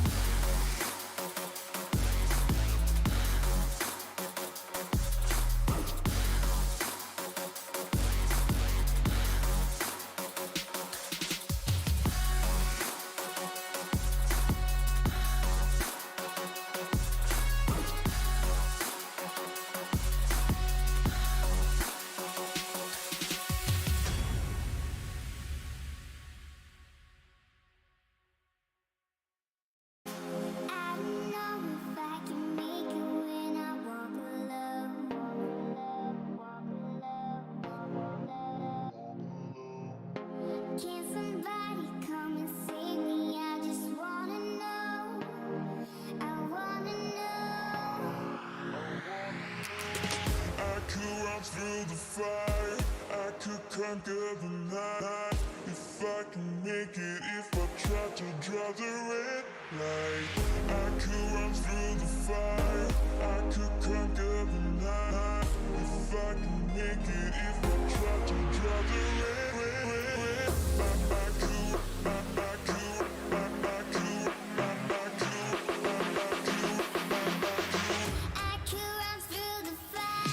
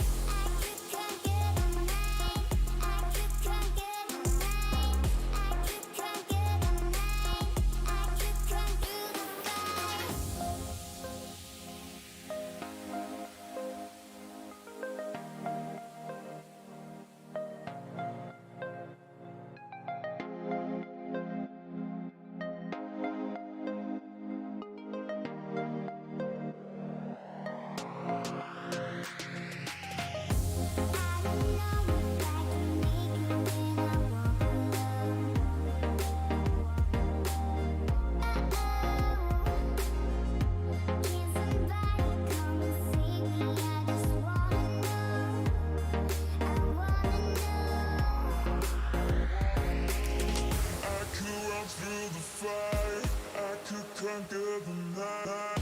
If I can make it, if I try to draw the red light, I could run through the fire, I could conquer the night. If I can make it, if I try to draw the red, I could, I could, I could, I could, I could run through the fire.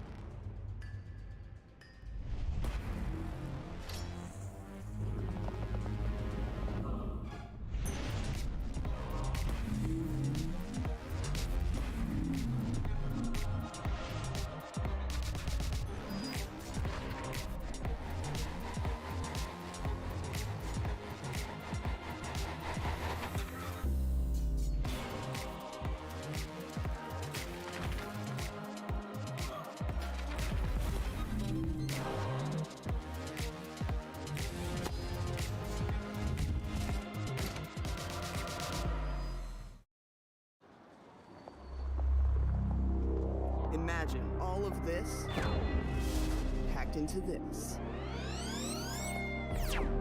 The new G16. Stunning views.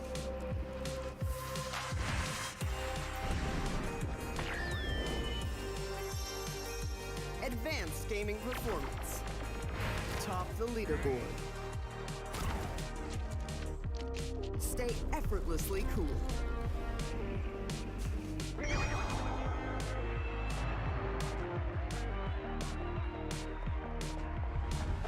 G16 gaming laptop.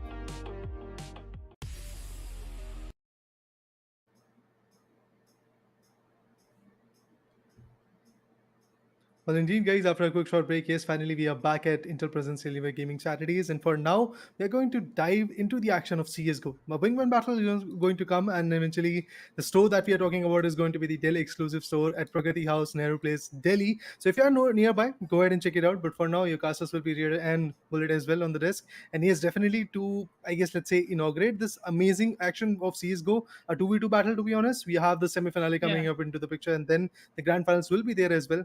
Let's talk about the schedule as well. So yeah, Revenant versus Golibars is going to be the match, but I believe the first match will be between Yamate and 3A2B. That will be absolutely interesting to see.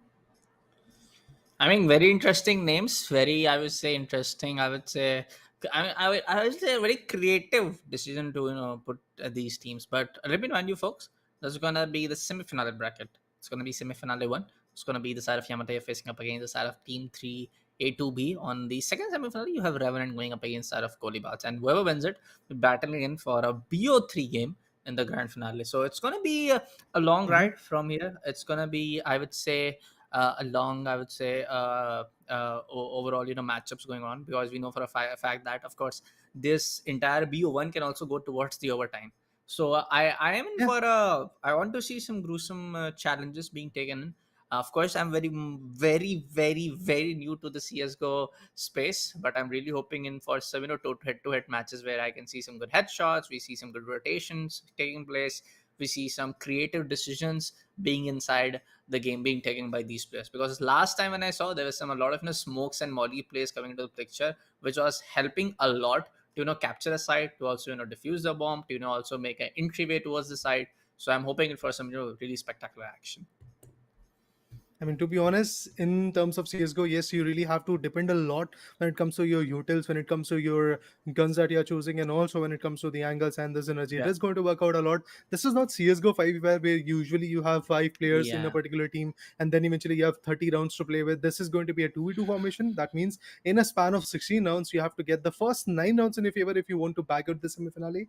And obviously, the competition has been running on the back ends. We had the elimination bracket, then eventually the quarter finale came in, and all of those stuff is already over. Now moving forward, we have 4 big giants surviving in the game. We have Yamate, we have Revenant, we have 3A2B. So quite a few interesting teams are already there. But let's see at the end which particular 2 teams are going to be there, who are going to get the ticket to the grand finale, where the, I guess, let's say, chance to make an elimination, chance to make a mistake will be there. That means a BO3 situation will be there. So definitely the first to win 2 good maps is going to be the victor of this beautiful Alienware and Intel Presence Gaming Saturdays. But for now, let's focus a bit more on the type of guns that these players might be bringing into the table. CTs might be, Mhm. I guess, let's say, being very fruitful with the M4A1s, or the terrorists will be there with the AKs as well.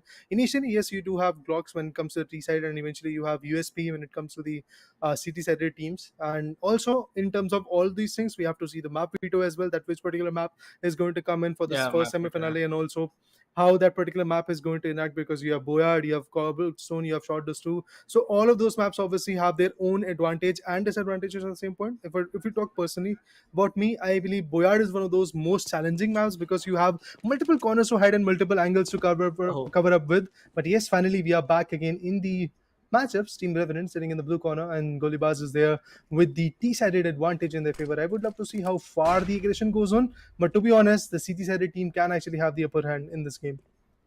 You can see all the angles being kind of very much into favor of acting, as he has the peakers advantage, or I can see the side of paneer butter masala as the idea. Yes, but for a good shot. I mean, goes for a whiff, but no! And Mesh takes the side of Mercy with a headshot. I was very close for him. I Octane will be the last guy, and Team Revenant will take the first round very easily. That was a small mistake over there. Peek into a very wide angle just beyond that crate. But they were able to take on to both of the guys very easily against the side of Golibars. Quite a swift round coming up into the play, and Team Revenant definitely had the upper end out of it. That nade actually took the 2% chunk of the HP of Mercy 2K. On the hindsight, Octane is also waiting pretty, I guess, let's say patiently. The pick in, and then while peeking, he's going to take a 1v2. It's Pani Butter Masala who is going to come up with a spicy battle for now. And there goes the second round in the favor of Team Revenant. City side team is definitely having the advantage. And make sure to remember, guys, whenever you have the City side advantage, you are a bit more favorable because you have to just hold the side and eventually eliminate the players which are trying to push onto you. On the other hand, if you talk about the T-sided team, what they have to do is first of all clear the side, then plant the bomb, and then eventually they are at the safer side. So obviously it's something which is going to be hectic. But remember, guys, after 8 good rounds, the first half will be here over, and then eventually Team Golibars will be the series-sided team, and Revenant will be the T-sided team. But for now, Nightmare is going to face a nightmare of getting a day shot onto his head. The spray will be coming in. It's Pani Butter Masala, but he's going to face up against an AK. Mercy 2K finds him, and with that, a wall bang comes into the picture, and there you go. Finally, a comeback story will be written. It's Golibars who is going to secure the third round out of the 16 rounds that are supposed to happen for now. All of these, angles coming into the play, all of the map knowledge coming into the play, I do believe it is something really, really important for the players to be taken care of, because it's not a lot of time where you have the option where you are not making some kind of mistakes, not able to get the peakers advantage, or maybe not able to get a call over there with your teammate, where the exactly opponent guys are. And then like instantly you're gonna punished by your opponent. But for now, on this particular passage, we can see Panibra Masala definitely going in for a cheeky one. But no, Mercy 2K will take down the side of Nightmare. It's going to be a 1v2 scenario. As he sees him, Panibra Masala will get him. Icon going to be a lone player survivor. And he goes for another one. For now, Golibars definitely slowly and steadily coming into the picture with a 2-2 score line. What do you have to say about the last round, Shashank? What do you think what happened? A very precise, a very calculative round coming in from the T-sided team Golibars, and it was absolutely impressive, no doubt in that. But moving forward, we have to see and we have to configure the fact that now Team Golibars has got both the AK, and along with that, the USPs are also there in the hands. But on the hand side, if I talk about Pani Butter Masala and his teammate Nightmare, the economy has been, I guess, just let's say, falling down a bit after the last 2 rounds that have been out of the hands. And there you go. Even after shooting the bullets, first of all, it's Mercy 2K who was able to get the trade done. Nightmare manages to take the other guy down. But that Octane is going to just completely go ahead and plant the bomb, because this is a time where he knew that the player is a bit more occupied with taking down the player down. But now with that, the AK will be also in the hands of Nightmare, and he has some decent neutrals. For example, if we talk about the Molly, yes, he has got that. If we talk about Octane, he has got a smoke which can obviously create a lot of pressure onto the face. But I believe a flank is going to come in. Golibars will be securing the third round. That's what I feel. But let's see, guys. At the end, what happens? There will be some mollies to avoid the distraction fracture, and also the bomb is about to go down. There is no diffusal kit, so he has to click in. He has to go for the diffusal, and just now he clicks the bomb. And with that, Octane is going to be a bit more pushy. Spots the player, but even after taking down Octane, things are not going to be comfortable, and that's why I said third round might be going in the hands of Golibars. That's exactly what happened. I mean, for if you just set apart the thoughts of first round, if you just not talk about the first round, for the maximum amount of time, the maximum of these rounds, you're seeing the side of Golibars being very confident with their entire gun game, being very confident where they want to peak. But for now, I feel like yes, Nightmare also needs to step up a little bit, because most of the time we see the entry frag coming in all the way from the side of Panibara Masala. For now, of course, the masala has to be added from the side of Nightmare as well. Spice up the entire dish to take up a lead and take the entire situation of this particular matchup in their side, because it's not just gonna be a BO1. Molly comes in just in the front of what do you call is the other player who has that passes. Smoke's also being laid down to avoid any kind of angles being made to block all the visible line of sights. But for now, Panibara Masala takes a little bit of damage over there, as we can see, surrounding 7 HP, 85 armor. Spots with this grill over there. Ioctane might be able to take, but no, he will get instantly punished, and it's going to be a 1v1. Trade game is on, boys. And Nightmare serving on almost 30% HP. That's going to be a little bit of factor. That advantage of having on full HP definitely going to fall off. He might have to go in for a plant, goes for a wall bang. Wall bang towards the side of crate. Might be able to do it. Yeah. But he's getting very much, he's getting a little bit aggressive, and it will be really helpful actually, as Golibars secures another one. Well, to be honest, surviving at 50% HP, Nightmare definitely tried his level best to come up with that retaliation. And look at Mercy 2K surviving with just 12 HPs. If the HP would have been, like, let's say, less than 80%, then I believe this would have been a game in the favor of Team Revenant. But at the end, we have to talk about what's happening, and that is Team Golibars ruling on top of Team Revenant due to the fact that they have got the right guns. The Deeks coming into the picture. One good headshot that will seal the deal, but eventually attaining that headshot is something which is just going to be very, very tricky. But there you go. Play gets spotted. Shot goes in, and finally Nightmare retaliates with a 1v2, a massive 1v2 coming into the picture. In the 7th round, it is going to be Team Revenant which is going to secure the victory. And after so much struggle, after getting dented for so many rounds, they are finally back with their right utils. And one guy is going to have the AK, another one is going to be there with the M4A1s. And also, both the players have got their own beautiful M16A4. But what was that? Nightmare committed a lot. To be honest, that was a bit of an overcommitment. Yes, the molly was there. Yes, the damage could have been delivered, but eventually should have not been Lovely. that much. But Paneer Butter Masala retaliates and gets the trade done. That's impressive. With the M4A1 in his hand, yes, his action, his shots could be a bit more precise, but only if he is able to attain it on the peak. On the hindsight, Octane has got the Tech 9, waiting patiently to get his teammates AK, and I believe he's going to get it pretty soon. But even before that, trying to clear every single trench, every single nook and corner so that he can be the fruitful one. Obviously, it will be a bit more demanding, but look at the other guy surviving beyond the boxes, waiting very patiently because he knows overcommitment was the thing that costed Nightmare his life. And there you go. A retaliation. The first half is done. Nobody is at the lead for now. After 8 good rounds, it's a story where 4-4 is going to be the storyline. I believe both Team Revenant and Golibars has to once again outperform each other, but the struggle will be there for Revenant because now they will be the T-sided team. They've got the Glock, and eventually they have to go and get the bomb planted. Then eventually they will be at the safer side. So I believe once again it will be Golibars which can get the upper hand. I do feel that both of the sides are getting a little bit cheeky. Because in the first few rounds we did saw Team Revenant going very aggressively, as we can see just beyond this gate. He's going for it, and he takes both of them with a headshot. You gotta watch your angles, mate. You gotta watch your angles. He completely ignored the fact that there's gonna be someone standing on the right side. He completely ignored him. I mean, the fact that Golibars is now the series heavy team is obviously going to give them the upper hand because they don't have to be aggressive. What they have to do is just wait patiently on their bomb sites, and then eventually Team Revenant, or should I say the T-Series team, has to approach them, and that's exactly what costed them the first round. But for now, again, the pistols are coming up into the picture for Bunny Butter Masala and Nightmare. And no doubt, I've seen a lot of interesting play with those pistols by these two giants. But on the hindsight, Golibars is ready with the SMGs, and that is something which is going to be critical. Not just an SMG, they've got their Kevlars ready. There is no shield whatsoever. There is no Kevlar for Team Revenant. That is again making me worried. The bomb is there in the hands of Bunny Butter Masala, but will he be able to put fruitful? That is something we will have to wait and watch. 40 more seconds to go. Not a lot of time period is left. So obviously, the T-sided team has to do two things. First of all, eliminate the players, and then eventually also come up with a plan. But with that audio cue, I believe now Mercy 2K has got a very clear insight that the players are approaching the bombs, and there you go. The flashbang goes in. Lovely. Oh, it costed Mercy 2K. I guess the information was there that I have stunned the player, I've thrown the flashbang, so make sure to actually push forward. But eventually, it was not that fruitful. Oh, this will be tough. This will be tough. Oh no! And that's all we needed. Octane did a 1v2. With that, the diffusal will be coming in. Thanks to that, it will take just 4.5 minutes, 4.5 seconds or so. And with that, the bomb has been diffused. And there you go. The lead is still there for Golibars. I mean, this was, and I would say, an show of over aggression. The last speak from Nightmare was definitely not needed because there's an SMG and it's a very short range fight unless you are very much confident to land a headshot. But anyways, folks, we'll be proceeding to round number 11. It's going to be a lead of 2 rounds coming to the favor. AK coming into the picture. One taps. And of course, finally landing headshot toward the side of Mercy 2K.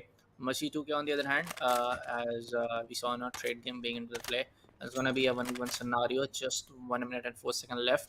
It's going to be quite a bit of time, but I don't think so. There's not going to be quite a bit of utilities left from the side of PNB, the side of PBM, Masala. But he's very patiently waiting. But this time around, Octane will be a little bit, just one step ahead on how he got the both kills. But trying to be the passive guy, I am talking about the side of Team Revenant, trying to be the non-aggressive ones, not being the cheeky ones to just give away audio cues, give away those utilities. Now, this time around, I feel like yes, Golibars is able to read their strat, read their entire play strat, and they have definitely got the episode of countering them, countering the entire play of just them not peaking very aggressively. They are just waiting for it for the last 12 rounds. I can definitely say that they are just waiting for the other teams to commit any kind of mistakes. But Golibars has definitely got the answer to that episode. That okay, you wanna wait? We'll show you how you can actually wait and get out of that lead, and they had definitely secured them some really good points for now. 3-7-4 coming into the picture. Big Uh, coming in from Pani, but Masara takes on the side of Mercy right again with a headshot. This might be another kill coming in. Of course, PBM will shut down the side of Ioctane, and another round. Actually, after it's going to be a storyline of where we saw uh, the side of Goli was not able to win one. Then we see the side of Team Revenant not able to win one. Then we see again the side of Goli was taking a lead. And finally, then we see a Team Revenant coming back slowly and steadily. But it's going to be a 5-7 scenario as we proceed on toward the side of round number 13. AKs are definitely being very much the potential killer for both of these teams. But we see the side of Famas, if I'm not wrong.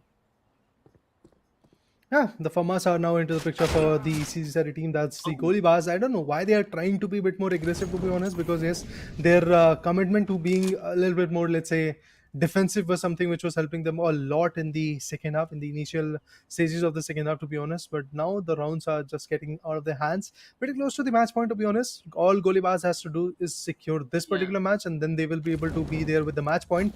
And with the match point in their hands, they are definitely going to be the fruitful one. But it feels like that Pani Butter Masala and his teammate Nightmare are not here to give that opportunity to Golibars, and it looks good. I mean, this is the kind of competition that we really expect from these giants, and that's exactly what they are giving us, a cutthroat competition in the semi-finales. I'm definitely looking forward to it. But on the hindsight, TBM, that means Pani Butter Masala, once again has got the AK with a barrage of utilities coming to the play. On the hindsight, Nightmare is also there. Both of the players have got the Kevlars, but on the hindsight, look at our CT-sided team. What they have is a bare minimum approach of having a Deagle that will maybe give them the upper hand. On the hindsight, the player peeks in, gets a shot. Will he be able to get another one? No, not at all. With that, the score are equal. Don't worry, guys. No overtime will be coming in for now, because if the score will be 8-8, then the OT will be coming in. But I feel like that will maybe happen, because all along Golibars was just trying to secure their economy, was just trying to not expend a lot onto a particular round so that they can save it for the last round where the situation demands. And there you go, we can clearly see the assault rifles are now coming into the picture. We have dual M4A1s, and on the hindsight, dual AKs coming into the picture with the Kevlars also ready. I do feel like that Golibars might be able to have the upper hand if they play their cards right, and those cards are playing defensive, not peeking a lot much. Then I believe maybe Golibars will be able to secure their match point. For now, a good pick coming in. Again, Nightmare will be able to Oh. spot the side of Mercy 2K. This can definitely not result very well for the side of Ioctane, as he's just suppressed towards behind this crate. He's not has a lot of options to peek towards the other passage, to peek towards this open area where Nightmare is already right there to shut him down, and he will eventually shut him down. The side of Ioctane goes down, and of course, Team Revenant are able to do a pretty good job in this particular round. Well, back to back 3 good rounds initially in the favor of Team Golibars. I thought for a moment that they are going to just completely shut the competition for Team Revenant, but Revenant, the way they are giving their comeback is just something absolutely massive. And I love the way they are playing. But at the same point, remember, guys, just one more round to go. If Golibars manage to come up with an OT, what will happen? We will see 4 more rounds, to be honest. But for now, Golibars has taken a sweet little timeout so that they can reset their eyes, maybe configure some interesting strategies. And obviously, the timeout has been taken down by Golibars. But the fact is, the other team, Revenant, is also going to utilize it for their own strategies to be worked up. But oftentimes, we have seen these timeouts causing a lot of trouble with that particular team, which has taken the overtime, which has taken the timeout, to be precise, for now. But there you go, back in the rounds, back in the formation area. And a FAMAS along with an UMP is coming up into the picture of Golibars. That really showcases how much of a dent was there by the aggressive attempt coming in from the players. An SMG along with an along with an AR. Not a lot of, like, let's say, not a very good combination, to be honest, but that's Yeah. exactly what they have to work with. And once again, being very aggressive is going to be the, I guess, downfall for Golibars. If they are unable to secure it, we all know what will happen, and that is the complete elimination coming in. Oh, the shot was good enough, but Mercy 2K, look at the retaliation that you receive. Foreign, I would say Mercy will get suppressed down. It's going to be a trade game coming in. It's going to be a 1v1 scenario. iOctane might be able to, be alive and stay his entire team alive in this particular tournament. But for now, PBM, the side of Paneer Butter Masala, is trying to find where exactly he is. I believe again it's going to be right there in the passage. iOctane gets this one, still survives in, and definitely I feel like the side of Team Revenant got a little bit overconfident that they can get this one, but of course the patience of iOctane, I would say the calmness is definitely helping them to just stay alive. Tell me more about the overtime situation, Rita. What do you think? Like after 8-8, what can be the storyline? Because the utility plays are definitely not favoring anyone. Well, most of the time, some of these, Yeah. both of the teams are just trying, going in way too aggressively, and there's just somebody to just pick up the last skills. So, what do you say? What's going to happen in the last overtime rounds? Well, in the 4 rounds that we have in the OT, first 2 rounds are obviously going to be as the CT-sided advantage for Golibars. It does feel like that they might be able to get the upper hand, and eventually, if I talk about Team Golibars, yes, their initial CT-sided advantage was actually very, very good when they were a bit more defensive. But for now, as we can see, they're trying to commit a lot. They're trying to be a bit more aggressive, which is actually costing them a lot, and that's the only reason why they have the OT for now. Because if that commitment would have not been there, I believe a clear victory could have been delivered. But I'm happy to see in the semi-finale an OT coming into the picture. Paneer Butter Masala trying to peek in, spots a player, takes him down. With that, a beautiful amount of pressure will be delivered. But iOctane was able to completely return the favor, and with that, Nightmare has the opportunity to go ahead and smoke off the side so that he can have that art of deception and also defuse the bomb, or so should I say, plant the bomb, because the diffuser is waiting patiently. Octane has spotted him. Some good tap shots, and there you go. Golibars manages to secure a beautiful initial round in the favor of this particular team known as Golibars. All they have to do is just get one more round in their favor, and that's all. That will be nailing the final. Actually, 2 more rounds to be honest. If they are able to get those 2 more rounds in their favor, that will be it. But it does feel like that Golibars might have the struggle once again. Yeah, for now we see all of those smokes, frags, all at once coming into the picture. Might be able to deal some damage, but I feel like both of the players have, gone way too behind to not take any kind of impact and damage from Mm-hmm. the particular utilities coming into the play, being very, very cautious to pick any kind of angle. They know for a fact that if Golibars are able to, secure 2 more rounds back to back, it might just go off from their grip, just not able to stay right there in the tournament. I mean, winning the amazing set of peripherals is one thing. Bragging rights in these kind of local land-based environment is something definitely else. All the people coming into the picture. I mean, all of them are hooked up and seeing who's gonna be the winner, what's going on, what kind of tournament these guys are playing, and all thanks to TC, Alienware, and Intel to put these kind of efforts forward now, trying to secure in the site. If you talk about the side of Paneer Butter Masala, talk about the side of Night, they are being very, very together to just take up the trade game, but no. Mercy 2K is going to pick off the side of Paneer Butter Masala. He's trying to find the AK over there, maybe able to switch. But for now, he needs to look up at least 2 angles, take care of. But I don't think so. It's going to be a very favorable spot to just Oh, switch it he up. gets spotted. And he's going for a plant, and he gets spotted. He successfully plants it up. Both of the players from the side of Oh, look Golibars at is him. definitely not being over aggressive, not underestimating the sides, and they get the second round back to back as for the overtime round. And if they get another one, correct me if I'm wrong, Raider, they will be winning this entire series, right? I don't feel like that, but I guess back to back 2 good rounds in the favor Golibars. Yes, definitely they will be sealing the deal. And the way Golibars played initially in this particular matchup was absolutely impressive. And as we can see, the sides have been switched. That means one more round. That's all you need for now. One more round in a favor, and Golibars will be able to be the victorious one.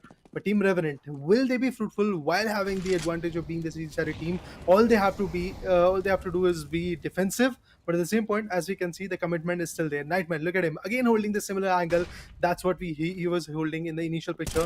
But oh, the player is going to get spotted. Eventually, it takes him down. It's Mercy 2K who has been picked off. It's all about iOctane, who has to survive, who has to plant the bomb, who has to defend the bomb. A lot of chores to come up with. I do feel like that Paneer Butter Masala is going to be the victorious one, and yeah, Revenant wins it.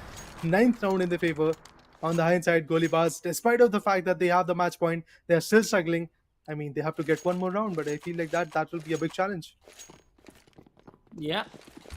Uh, I definitely wanted to talk about a little more about this map or the entire city situation going on back to back. But for now, folks, I will just keep that discussion aside and just go on with what going on inside this game. As we know, Golibars was able to secure in back to back two more rounds in the overtime, but now we see the side of Team Revenant being a little bit confident with the entire gun game.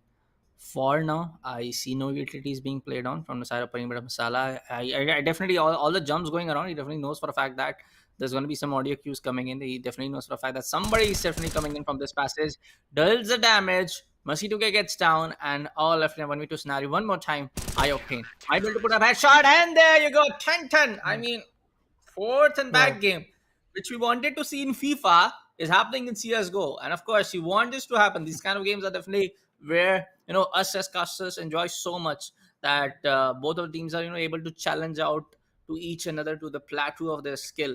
But for now, Panibad Masala looking very much confident. I mean, take a look at the number of kills. He got 14 kills right now, the highest in this entire game, in this entire series.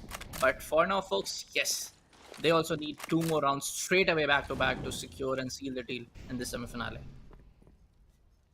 Well, yeah, definitely the struggle is going to be there, and being the series at a Team Revenant could actually have the upper hand for now. And yeah, that's exactly what they're having for now. Octane, being a shaky guy for now, he's going to be the only one which is surviving. Has got the Tech 9 along with an AK. I've seen a lot of, like, let's say, pressurizing moment where Nightmare and both players like Mercy 2K have proven themselves when it comes to their own team. But for now, it's all about Octane. Gets spotted indeed, but before that happens, managed to take down Nightmare. But at the end, the trade is going to come from Pani Butter Masala. With that, yes, the 11th round for Team Revenant is going to be there. That's an impressive start to the another OT, to be honest, and that's exactly why I feel like that Revenant could be having the upper hand, because if you have the initial two rounds in your favor, getting the third one is obviously going to be a bit more demanding, but at the end, not that hectic, not that pressurizing, because you have the clear idea of what the other team has and what kind of a potential they have got. So I'm definitely looking forward to it. But there you go, Nightmare as a series at a team player is now getting dinged off.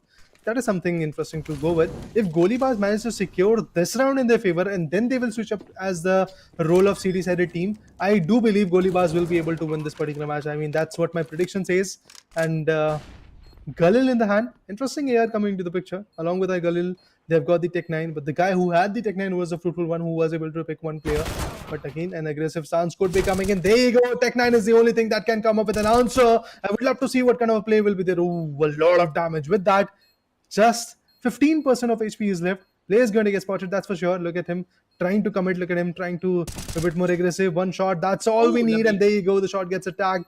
And indeed, the time is not there, but the refusal kit is there, which is again going to save the day for the players of Team Revenant. Well, what do you think, man? Tell me more about the whole situation. But for now, it's going to be the side of Team Revenant to win this entire, I would say, entire round, not the entire game. But we are slowly and steadily going all the way towards round number 25. I felt that Yeah. for a second on how Golibars was able to secure two rounds back to back in overtime, was able to secure. I just thought they will be able to secure the deal, but this is definitely getting cracked out from the side of Revenant to secure back to back rounds again in their favor. The back and forth game is still on in terms of who's winning rounds and whatnot. Hey, good damage coming in, but no, our team will be able to get it shut down from the side of Nightmare. It's going to be a 1v2 scenario for the side of Mercy 2K. But most of the time we have saw Octane being in these kind of situation able to clutch it out. But will be Mercy able to handle it? Of course, we got the Kevlar armor over there. But it's going to be more of like a 1v1 scenario if he's able to take down Nightmare, because he's very low on HP, barely surviving at 17.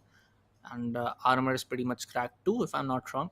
But Nightmare, Yeah, most yeah. of the HP is gone. Kevlar armor is left on. He's going for the smokes. He's also going for a molly, not looking at the other angle, as we can see his teammate planting it up. Messi 2K. He has to Yeah. kill both of the guys and then go on for the defusal. Might be able to do it, might not. What do you think? Well, the diffusal kit is not there. That means this guy Mercer 2K has to be a bit more hasty about his decision. He has to approach the side. He has to get the bomb defused. He could not hold that boost. But with that audio cue being released, definitely his position is kind of, let's say, crystal clear. But there you go, takes down Nightmare. With that, it is going to be Team Revenant getting the ticket to the grand finale. The first ever team in this beautiful, beautiful Interpresence Alienware Gaming Saturdays. We have got our victorious finalist, and that is going to be Team Revenant after a struggle of 23 good rounds, I believe. 13 good rounds were in the favor of Team Revenant, and with that, yes, definitely it is interesting victory coming in from the perspective of Team Revenant. Yes, initially it was Team Golibars which was spraying down the players, which was coming up with the run and gun perspective, and also they were very precise with their aim. But at the end, the struggle that they had initially in the second OTs, CD set it advantage. That was something which messed around the whole situation for them, and back-to-back 3 good rounds for Team Revenant. That's what sealed the deal for them. And yeah, let's have a look at the highlights in order to summarize how it all happened, to be honest. I mean, I would say Team Revenant, after the first 3 or 4 rounds, they did got really outplayed by the side of Golibars. Up to unless I would say round number 8 or round number 9. Then we saw Team Revenant taking up the charge. Then again we saw Golibars coming to take the charge. So this back and forth game was on. I do believe that somewhere around towards this particular area where most of the time Octane or Paneer Butter Masala is able to just hold it out on a crate. Of course, who can forget this round where you don't take care of your right and left sides, hard corners, and you get punished by your opponent player over there who's trying to being kind of a stealthy guy to just stay right there in the corner, not giving any audio cues.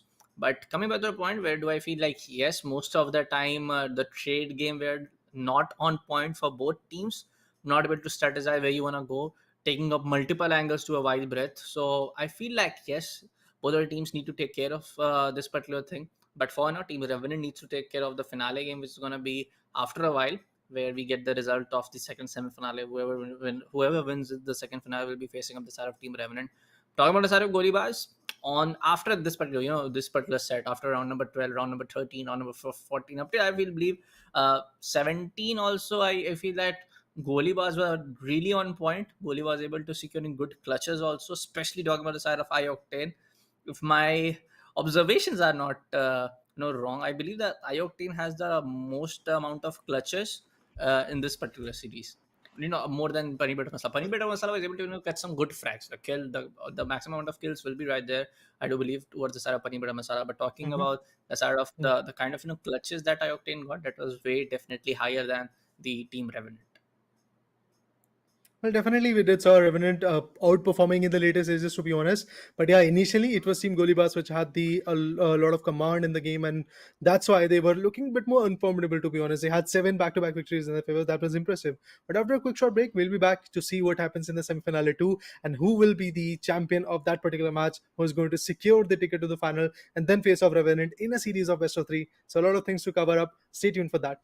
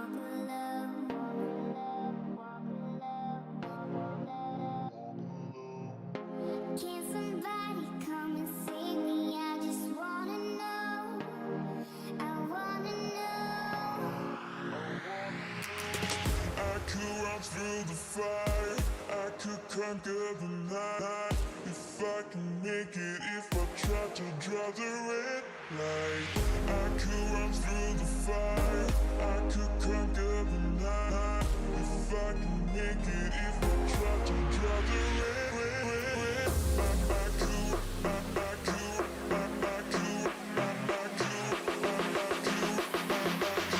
I could run through the fire.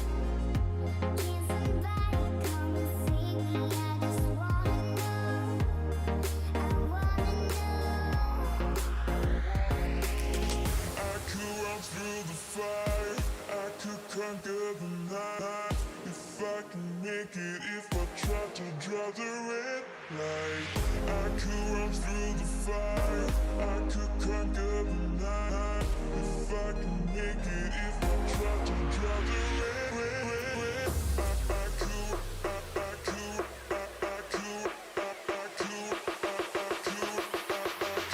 I could run through the fire.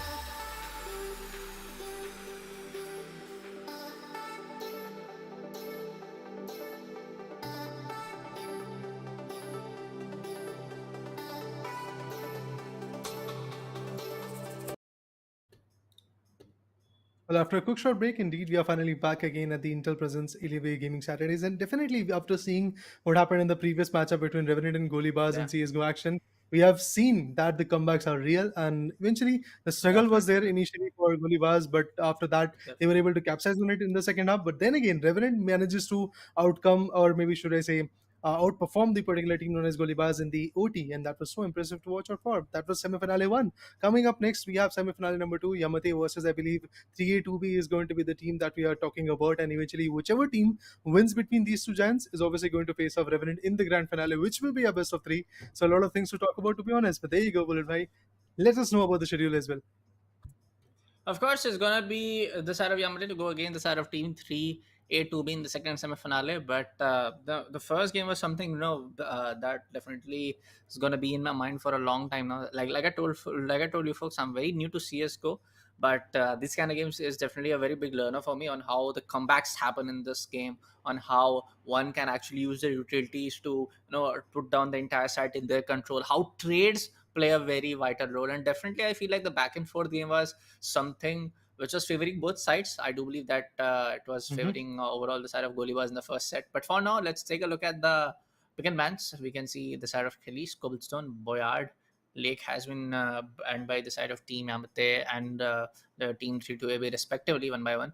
But the side of Short Dust, of course, is gonna be the map pick, and like I told you, folks, it's gonna be a Mhm. BO1. So everything and every action will be decided on towards these particular outcomes. What's gonna happen on the map of Short Dust? Short Dust is something like I believe that all of the players know it very well. Even the new players like me know it very well. So I just want to say that all of the smokes are gonna matter a lot, especially on the this particular side, which we can see in the picture right there. Smokes matter a lot. But yes, the entire gun game, your entire coordination with your duo is also something that needs to be taken very, very carefully for the side of all teams, participating in this 2v2. Yeah, I mean the gun, utils, and the coordination goes in hands. If you have the coordination, if you have the right guns in your favor, if you have the right utils, I believe the job could be a bit more easy. And that's exactly why, if you guys remember, Golibars lost their 10th round, 11th round to be precise, the last one to be honest. When Revenant had the match point, what they did was initially take down Mercy Joke, and Oi Octane was the only guy which was still Yeah. surviving. He had the upper angle, he had the height advantage in his favor, was trying to shoot on the player, but also the bomb was ticking. He didn't have the diffusal kit.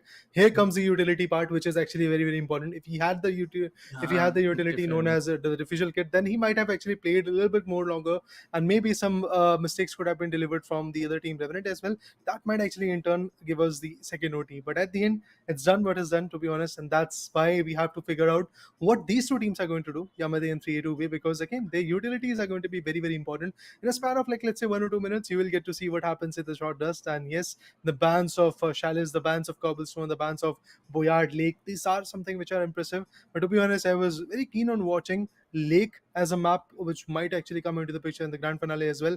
But I believe once again, Chalice, Cobblestone, Boyard, and this particular map, Short Dust, are a bit more of a favorable map that people love to go with.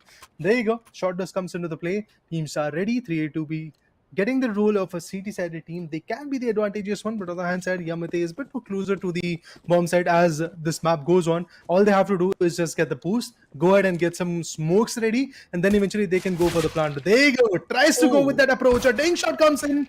Wizmania eventually gets traded off, and the trade also comes in from Doffy's perspective. And there you go, Doffy in a tussle with FTUJ. I don't know how the output will be delivered, but the bomb is already dropped. That means the T-Side team is also in a very big amount of pressure, to be precise, in a heap of pressure for now. of course, trying to go for Oh a one man, tap, but what? no, Fuse gonna be the guy to just shut down the side of Doffy and Yamate, taking up the first round. They look very confident with the first frag itself.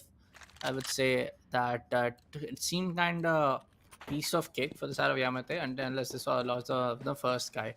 But the confidence, just go on and take the peakers advantage is something I do believe that Yamate will be, taking up the advantage point upon.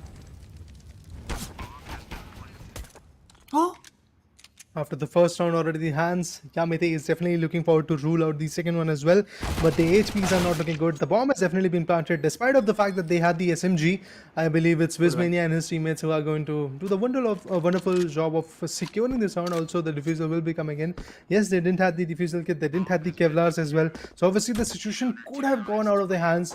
but due to the right timing, due to the right like let's say strategies that the players were able to come up with, 3A2B managed to secure the second round. That means off to a very good competition, to be honest. I'm not saying that one particular team has got a very good lead. Obviously both the teams are securing their own victorious fights in their favor, but the fact is this kind of competition will actually lead us to some good OTs, and that's exactly what we are here for. Because yes, semi-final is definitely a BO1, but then again, we want to see some crystal clear action coming up in the OT rounds as well. There you go, Toffee with the SMG trying to advance. On the hindsight, we do have an AK also coming up into the play. That's an hero AK coming into the play. I don't know how fruitful it could be, but I believe Vismania is about to get dinged. Let's see, man. Taking this peek towards the left hand side. He was Ooh, going for a plant. interesting. He had a diffuser in hand. Okay. Vizmania gets one, and we can see some other gunfight going on towards the side of fuses. He has a Kevlar. He has, I believe, the location. Don't know upon that. Is only some the passage going for the another one, but no, Vizmania will shut down Syracuse. Again, another round going into the favor of Team 3-2 AB. After losing the first round, they're looking very much confident. Overall, I do believe that when you're approaching the site, it is not like every time necessary to be ready to go for a plant. I believe that you can still have your gun equipped to your hand, still equipped to your primary, secondary, whichever you want to, and go on for the gunfight. It's not something very necessary that if you are committing to a side, then you need to go for a plant. I mean, the flags have to be covered. That's something which is again going to be quite tricky, to be honest. But there you go. Vismania once again has got the AK. On the hindsight, I would love to add on that both Mausama and UJ, who are representing Yamate for now, Yeah. were not that fruitful with the AK in their hands, to be honest. They had the AK. That's a gun which can easily get you one good shot and one good kill, to be honest. You can easily come up with a 1v2, but eventually was not that fruitful. And the other player gets spotted. Vismania is not going to leave any marks for now. And yes, he's going to take back to back 3 good rounds for the team. It does feel like that Team 3A2B is here to rule the party and eventually go ahead and fight against Revenant in the grand finale, which I'm definitely looking forward to. But eventually, Yamate, we have to see what they're going to do when they are going to get switched with the series headed advantage in the second half of this beautiful, beautiful wingman partnership coming in. And there you go with the flashbang. No idea where the play could be in a span of like just let's say 10 seconds. It's done. 3A2B secures their fourth round as well. 5 good rounds have been happened, and 3 more to go for the first half to get over. But look at that flashbang, man. What a precise one. What a way to end up a beautiful round in their favor. Once again, similar approach, flashbangs. There you go, the play gets flashed. Okay, this is the instant replay. I thought for a second that what is happening. Again, similar approach. Yeah, but for now, it's going to be a flash coming in, and Mosama will get down from the side of his mania. But it's going to be a trade happening in. If he's clear on the side of Toffee, it's going to be a 1v1. Probably no for a fact. It's going to be just behind the vehicle trying to go for a shot, but no, he gets instantly punished as he survives upon 26 HP. The HP advantage is definitely towards the side of Fuse. And he might be able to get him very closely, but no! He was looking at the other angle, and Brisbane looking very much happy because he clutched it at a 25 HP. And there you go. 5-1 with the scoreline, and we proceed on towards the side of round number 7. One way to end at this point. 3A2B definitely every now and then. It's Vismania who is doing the heavy lifting of getting some interesting frags, to be honest. I'm not saying that he is the guy who has got the most amount of frags, but he's one of those players who is getting the right amount of frags at the right opportunity at the right time, to be honest. And that's something which is again going to be quite impressive. But at the same point, FTUJ being the last one, yes, he was not that on point, not that precise with his shots with the AK. He has to get some ding shots if he really want to put the other team at a worse spot. But I don't feel like that it's going to become that easy. The bomb has already been dropped. The player is going to come from the boost. He's going to drop down through the stairs, and maybe he's going to spot the player. Maybe he's going to shut him down. FTUJ, he's in a trouble because he can't actually explore a lot of options for now because the bomb is already dropped. If the bomb would have been there in the favor of FTUJ, then he might have actually come back with some different flanks. But a knife. I feel a knife could be coming into the picture. Oh no. Nah. It's just a clean sweep, a beautiful ding shot into the head, and with that, Vismania will be able to get it in his favor. I mean, I really think that Vismania was not here to, like, let's say, give a chance to the other team. That's why the knife didn't came in. Otherwise, knife was something which was quite possible. I do believe that for these close rounds where that actually happening so closely. Vismania, are you serious? Fuse Mausama, why you're not looking at your angles, dude? This was a huge mistake that costed them a entire round, dude. This is something that they're gonna be, not happy about it, but Oh, for what I'm guessing, they're laughing about the fact that they let the round away. 7 will be the score line. 3 more rounds in the bag of team 3 to AB. And I believe that Yamate will be getting punished by just, able to, just secure 1 round in the entirety of this whole series. well, yeah, and that was the first round, if you guys remember. That was the first round where Yamate was able to be the fruitful one. Yeah. But after that, back-to-back 7 good rounds, despite of the fact the other team was a terrorist, they lost it. But finally, Yamate, what a beautiful ding shot that was. Finally, it is looking like FTUJ wanted to give us a statement that, yes, I'm good with the headshots. And yeah, there you go. 2 good headshots, 2 good Yeah. players getting out of the equation. 3A2B, all the momentum that they had initially is now lost. And with that, oh man, this will be interesting. Farmers coming into the picture already with an AMR, already with an AR. I do feel like that FTUJ might be able to do that amazing work of art of getting some beautiful frags in his favor once again. But look at these guys from Team 3A2B hiding beyond the boxes. They're trying to hold their own angles. It's really very important because you have to have those, like, let's say, strategies coming into the picture when you don't have the advantage when it comes to the guns. The other guys, what they have is diffusal kits. They have the Kevlars, they have the SMGs and shotguns along with the pistols. I mean, they have everything that they really want to shut down a particular team. And that's exactly what the other team is missing, 3A2B, to be honest. And that's why this kind of a play is coming in where they are holding beyond a box. But have to remember, guys, there is not a lot of time left. 40 more seconds to go, and then eventually you have to switch up, you have to push forward, and that's exactly what the player are trying to come up with. Look at them trying to be a bit more pushy, but if they get spotted, that will cause them, and indeed this is going to cause them to feel like that. No. And there you go, a trade comes in from Vismania. He's about to do a 1v2.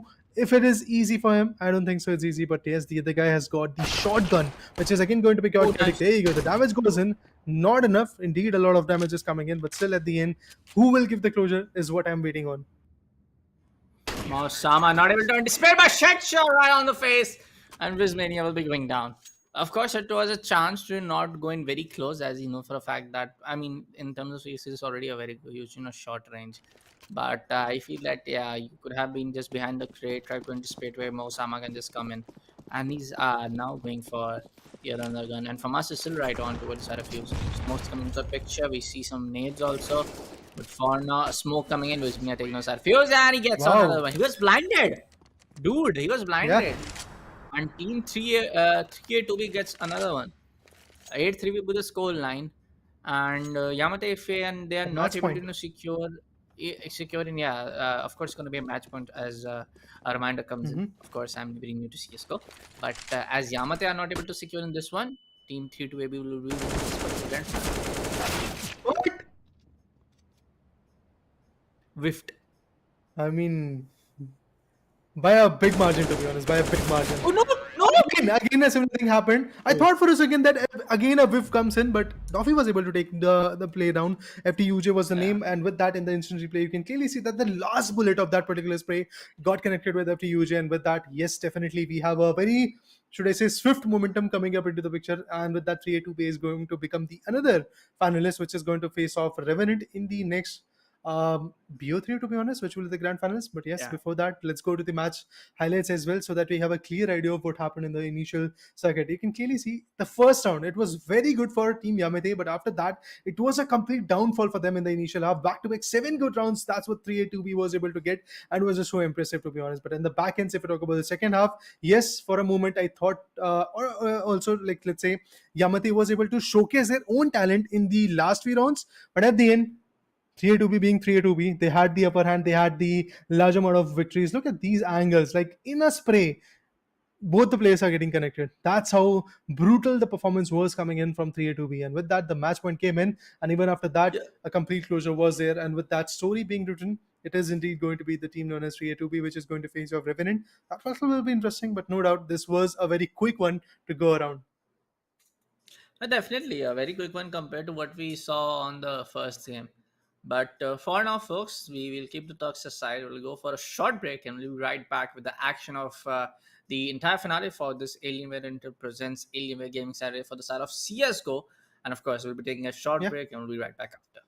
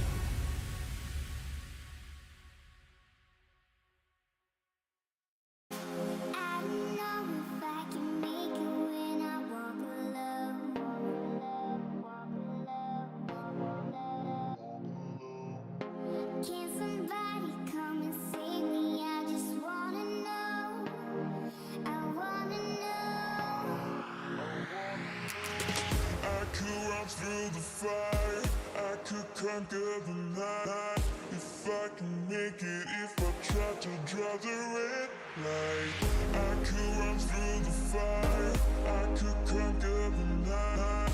If I can make it, if I try to draw the red, I could, I could, I could, I could,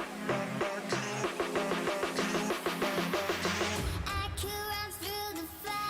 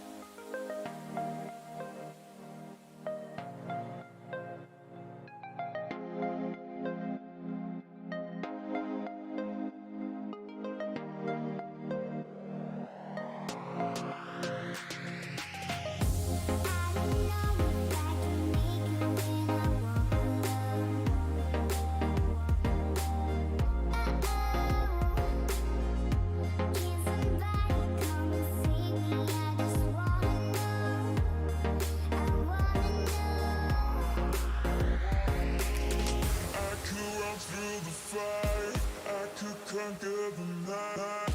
If I can make it, if I try to draw the red light, I could run through the fire, I could conquer the night. If I can make it, if I try to draw the red, I could, I could, I could, I could, I could run through the fire.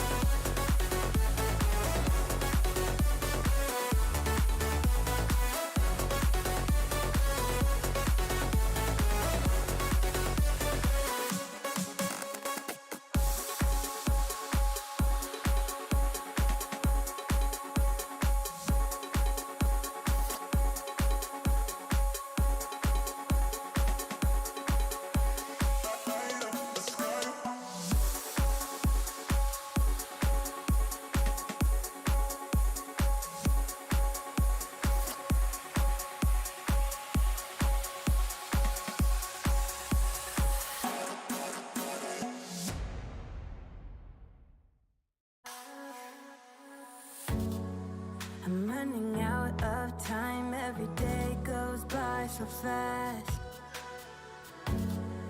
And every moment counts, baby, I don't wanna miss a thing. We can sleep under the stars, we can sleep under the stars, or hang out in hotel bars, driving somewhere in your car. We can sleep under the stars, we can sleep under the stars, under the stars. Baby, while we're young, oh, baby, while we're young, oh, baby, while we're young, young, young, young, young, young, young.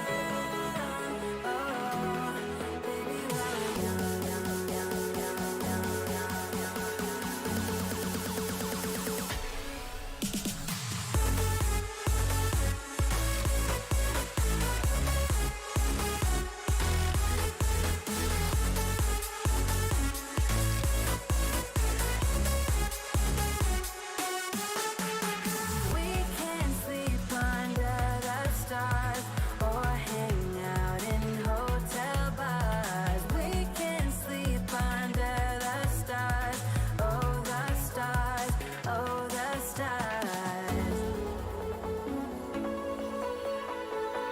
We can do what we like, like.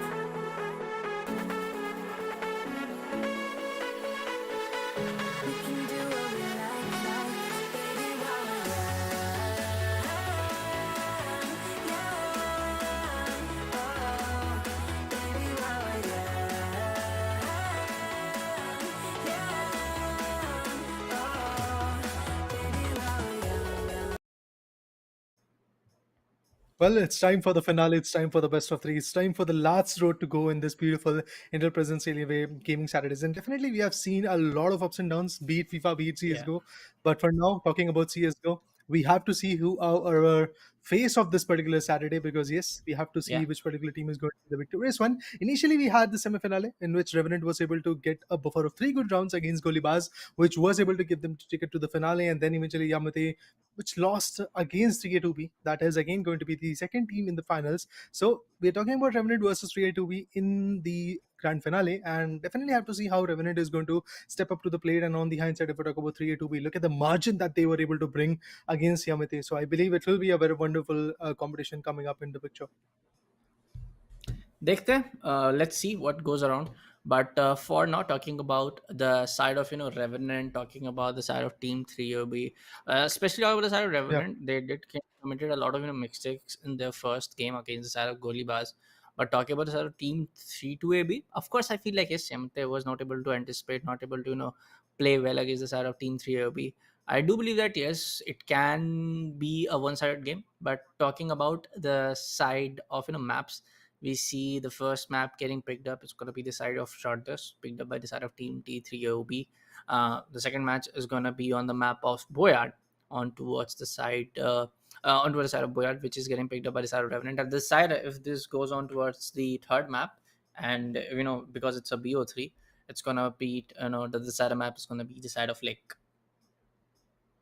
Well, I'm happy. I'm happy to see that all of the maps that I really wanted to see are coming to the picture, except Cobblestone. That's the only map which is left for the day. But eventually, Short Dust. Yes, we did saw Yamate and 3A2B doing that wonderful job of acquiring this map, and I do feel like that the fact 3A2B has picked this map, they're ready to showcase their initial momentum that they had in the semi-finale too in this particular map as well. And once again, Wismania and the other guy Dobby is actually back in the game. Pani Butter Masala smiling his way to the glory, and along with that, Nightmare is also going to sit on the back ends. I would love to see how these two teams are going to perform. The fact is, timer is ticking, and the time bomb is also going to take once it is going to get planted. So our T-sided team is going to be Wismania, and along with that Doffy, that means 3A2B are going to be the two players.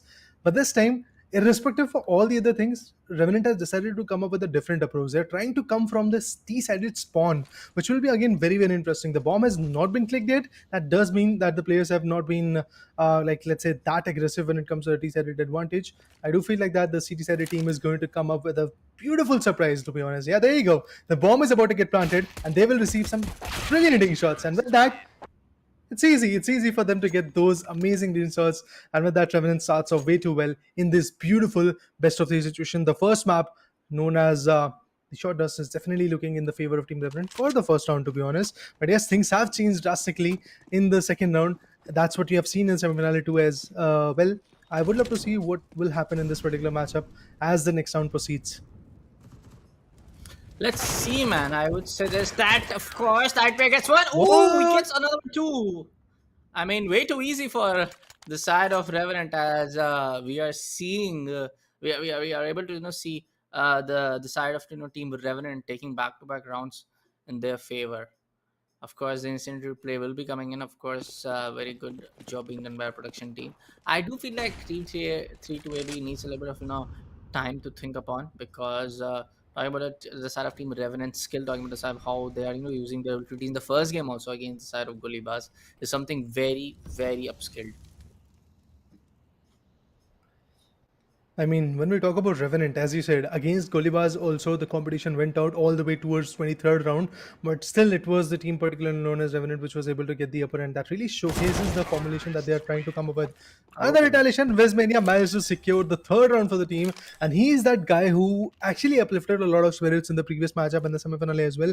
If you guys remember, against Team Yamate, Westmania had some definitely decent kills coming into the picture. But for now, Toffee, he is just unfruitful for now. I mean, not even a single fact from his perspective. So I'm definitely looking forward to see what Toffee is going to bring to the table, because it's really important to have that synergy, have that team contribution coming to the play. Paneer butter masala, Oh, along with lovely. that, the other guy is also going to wait patiently. But Toffee finds his first one, and that was a very crucial pick coming in. Unfortunately, the guy who was taken down had the SMG in his hand. If the M16 would have been into the picture, I believe those precise shots could have been appointed and could have been a bit more fruitful. But for now, approaching and planting the bomb is going to be the only goal for Bismania, and Doffy meanwhile surviving as well is going to be the secondary goal. But the most important thing is how Pani Butter Masala is going to enact on it. Will he be able to be fruitful, or he's going to, like, let's say, just punch his way back to the victory? Or not, that's what we have to see. Well, the bomb has already been planted. That means the pressure falls on the city's team. Player is going to get definitely spotted because the smoke is about to go off. Oh, the player gets spotted. It's Wismania again trading it off. With that, 2-2 is going to be the storyline. I mean, what a competition. This is a grand finale. That's exactly what we are waiting on in the particular picture. And after seeing this kind of, let's say, head-to-toe battle, a cat and mouse chase coming in every now and then between the T-sided and C-sided team, it really feels like that both the teams are ready to win this particular matchup, but nobody is ready to let it go. Let's see. But I would definitely say that slowly and steadily, team 3A 2B are getting back into the game, as we can see back-to-back rounds they're able to secure upon. But for now, we also see the last round getting into favor of team 3OB, and they are able to secure one lead also. This is where I feel like Revenant is not able to capitalize. They are able to get few rounds in the start, then they kind of get tilted towards letting the other team win few rounds, especially after round number 5, round number 4, because this happened in the first game against the side of team Golibars, where Golibars almost right there to secure up the victory against them. But for now, it's gonna be a 1v2 scenario for the side of Wismania Yeah. to just anticipate where you can actually go in for a plant or not. But nope, Nightmare will be right there to just secure up the headshot against side of Wismania, and another good round coming into favor of Revenant.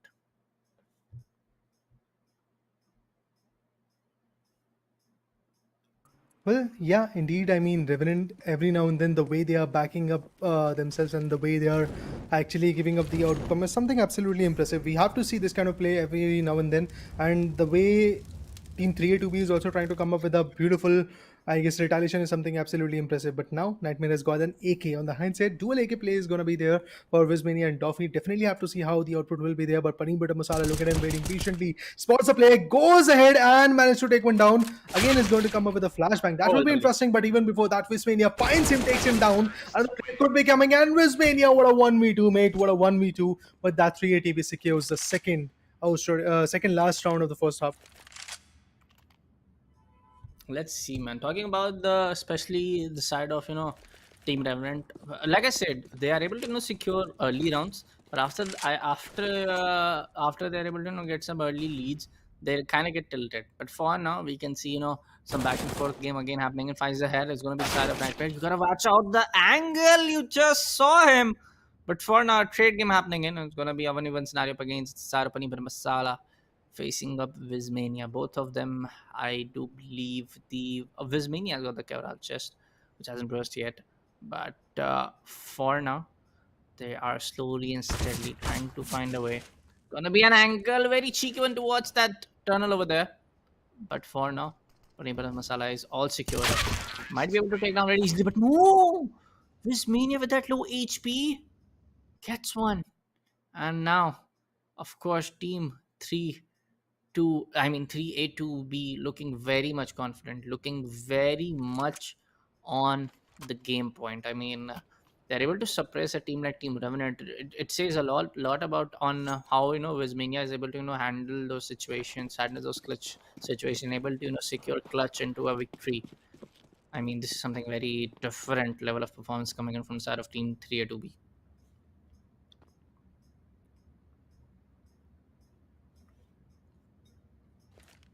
Yeah. For now, Yeah. I mean, they are go on, going go on. in. Yeah, they are able to secure in the side. No, Oh, he was slowly coming all the way with that tunnel. Arma gets one with that pistol in his hand, and now it's all going to be again yeah. coming down to the shoulder of Wismania to able to clutch it. I mean, he has got that clutch potential accuracy all the way towards 90%. I do believe in my stats, but no, not this time around because he was just coming from the same angle where the last guy came in. And Team Revenant will be able to easily secure in the round number 9 into their favor. 4-5 is the scoreline. Quite an interesting play, to be honest. Team Revenant definitely trying to back out their spirits in the second half, to be honest. And seems like that they were able to do it in the initial stage. That means the pistol round was fruitful for them. And now an hero AK coming to the picture. But despite of that, Wismania finds him. Oh. What a beautiful try that was, man. This is just something different coming into the picture. I thought for a second, even in the back ends, we were trying to, let's say, analyze which particular team might be able to get the upper hand. But it does feel like that Revenant is having a tough time fighting against 3A2B. Every now and then, yes, there is a lot of seriousness coming up in the LAN arena. You can clearly see, wow, Wismania is just, tensed about the fact that he was losing few rounds in his perspective. But now, with the lead of 2 good rounds and just 3 more rounds to go for ruling in this first map of Short Dust, I would love to see how the game is going to go. And after that round goes down, after this map goes down, I believe we have Boyard coming up into the picture. And then we have Lake as a decider if the situation goes for the third map. But if a 2-0 is going to be there in the situation of best of 3, that will be lovely as well. But at the same point, look at Team 3A2B once again ruling the part. Paneer butter masala is already in trouble. Tech 9 picture comes in, and with that, Nightmare also was able to come up with a beautiful trade. Wismania now waiting patiently, has got the SMG in his hand, knows that the player has to come up with this SMG plan, and indeed spots him. Nightmare unfortunately was able to take just one shot onto Wismania, which was not enough. I mean, I have to say one thing. Team 3A2B coordination looks very on point compared to what I am seeing on towards the side of Team Revenant. It looks like after the first game, they're not able to prioritize on how they want to play upon, what kind of outplay you are able to make. Especially, I feel like the calls are not being coming in from the players of Revenant to each other. I do feel that on that particular point, Team 3A2B is definitely on point, able to just say, okay, I just got shot off from this particular angle. You gotta just watch out. So I feel that yes, Team Revenant needs to coordinate a little bit more to take up those trade game on point. Ooh. The coordination goes hand in hand, and for now, it does feel like that 3A2B has got it configured. The way they are managing to, let's say, rip apart the play is something absolutely impressive. But for now, Nightmare takes the first one with an UMP45 in his hand. That was a very beautiful ding shot coming into the picture. That means Wismania is going to be left all alone to do the heavy lifting. Yeah, the bomb is about to get planted for sure, but eventually, in all of that, let's say, hectic scenario, maybe Wismania will be able to find 1v2 situations, and there you go, takes one down, knows that the other player will be in the crosshairs, but eventually Paneer butter masala with the superior gun known as the AKM manages to take him down pretty close to the match point, but still far enough. Man, match point on the first game. I mean, like they do have a lot of time in hand. I will really say that because this grand finale is gonna be in a best of 3. So even if you're not able to win the first game, you got the other maps as well. But only up till where you not get punished by these kind of headshots. Paneer butter masala, spraying the masala all over the place towards the other guy, and now Duffy comes in, takes on the side of Nightmare. Still deciding where you want to approach upon. He still has one mini utilities to be frankly speaking. Towards the side of Duffy, whips it. No, Duffy, you can't do that. You just can't do that. He completely sprayed all over the place, dude. Well, that is going to actually leave the lead to just one good round. That's all. I mean, it does feel like that Revenant might be able to give that harsh comeback that we are waiting on. And on the hindsight, if I talk about 3 2B, yes, a lot of jiggles, a lot of whiffs, as you said, from Doffy's perspective, is something that we are looking forward to. But Paneer Butter Masala, look at him, has got the AK along with Nightmare as well. The refusal kits is not there, not even the SMGs are there for the players of 3 2B. That is again making me worried. But Wismania, he's very precise with his own deep shots. I'm definitely looking forward to it. That would kind of like, let's say, advantage they are going to bring to the table. But unfortunately, the giant Wismania has been slayed. That does mean that we are going to see an equalizing stand between both the giants. Because Toffee, yes, you are good enough, no doubt in that. But having a pistol in your hand and taking down the players who has got the Kevlars and an AK in their hand, I do feel like that will demand a lot of patience, a lot of right opportunities in your favor. But I guess maybe that is not going to come that easily, because Dobby, yes, they are saving their dollars. Wismania definitely got impacted with the beautiful shot of AK onto his head. Now, being very patient is going to be the only thing that might save the day for him. Spots one. Oh, the whiff again Oh, comes lovely. in. But again, with that, 7-7 is the storyline. One round more to go for each and every individual team, be it Revenant or 3-2B. They can easily go ahead and secure the beautiful match point. But I do feel like that Wismania and his teammate was saving that previous round, the 14th round, for this reason, where they are going to secure the match point initially. And if that match point comes in for 3-2B, initially they will have the control. And I do feel like that control might lead to a very good story. And there you go, Nightmare gets taken down. Not just that, it is going to be the other guy. Lovely. Bunny Butter Masala, who also gets picked off. Wismania, what a play. But Doffy did a 1v2 in this round. When the situation demanded the most, this guy performed. And that's the most important thing. I mean, this is something I would say also favoring the side of Revenant.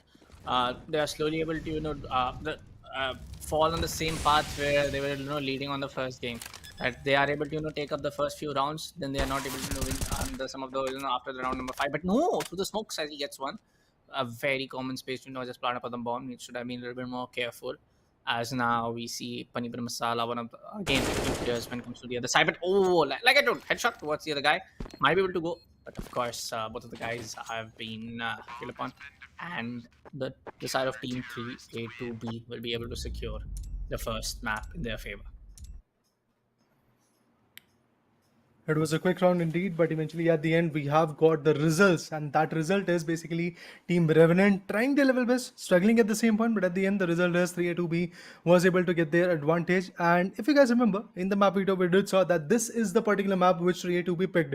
So being fruitful at the map which you chose is something which is again going to be very glorious, and it makes a statement that if you have make a choice in this particular map, yes, you are the fruitful one. That means you have that confidence and also the gun game which is required the most. But on the hindsight, if I talk about Team Revenant, Paneer Butter Masala and the other guy, they are definitely looking quite synergized, because their crossfires are good, their aim are quite good. But if I talk about Wismania and Doffy, there is one factor that Wismania was, like, let's say, very good initially in the pistol rounds, very good with his own crossfires. Doffy on the other corner, when it comes to an AK play or an M16 play, is good at that. So obviously you have to take those situations hand in hand if you really want to become the champion of this particular Intel Presence Alienware Gaming Saturdays, because they're just one step away, to be honest. Because if I talk about Revenant, they have to start a new story if they really want to conquer the whole chapter. And on the hindsight, Team 3A2B has already got their first step towards the victory. I mean, securing first map is another thing. They have to consider the second map as well. Consistencies were something the side of, I would say, Team Revenant is lacking a lot, because this kind of situation happened in the first map itself. First few rounds they were able to secure it very easily, very confidently. After I mean, like round number 5, round number 6, the downfall started to happen. Of course, they were able to secure in the overtime as well, but on the first map, I guess they tilted really really badly. They choked really really badly. They have to improve on this grand finale, because this is now you have at least two maps in your hand, because this is a BO3 that is happening in the grand finale of Alienware and Intel Presence Alienware Gaming Saturdays. So you do have your time in hand, you do have the time to analyze your mistakes. The only thing again which I feel is something where the side of Remedy is lacking. One thing going to be a consistency, securing rounds back to back, not able to just throw away and give it away all of the rounds to your opponent. Second thing which I feel again is going to be the coordination, man. You gotta be on the trade game right there. Of course, you cannot be standing very closely to each other, but you gotta give your calls on point so the other players can react over there on point. Just take the trade game to in their favor, do this manpower advantage into their favor. If you're not able to do that, of course, I feel Yeah. like Team 3A2 we will be able to secure a second map pretty easily too.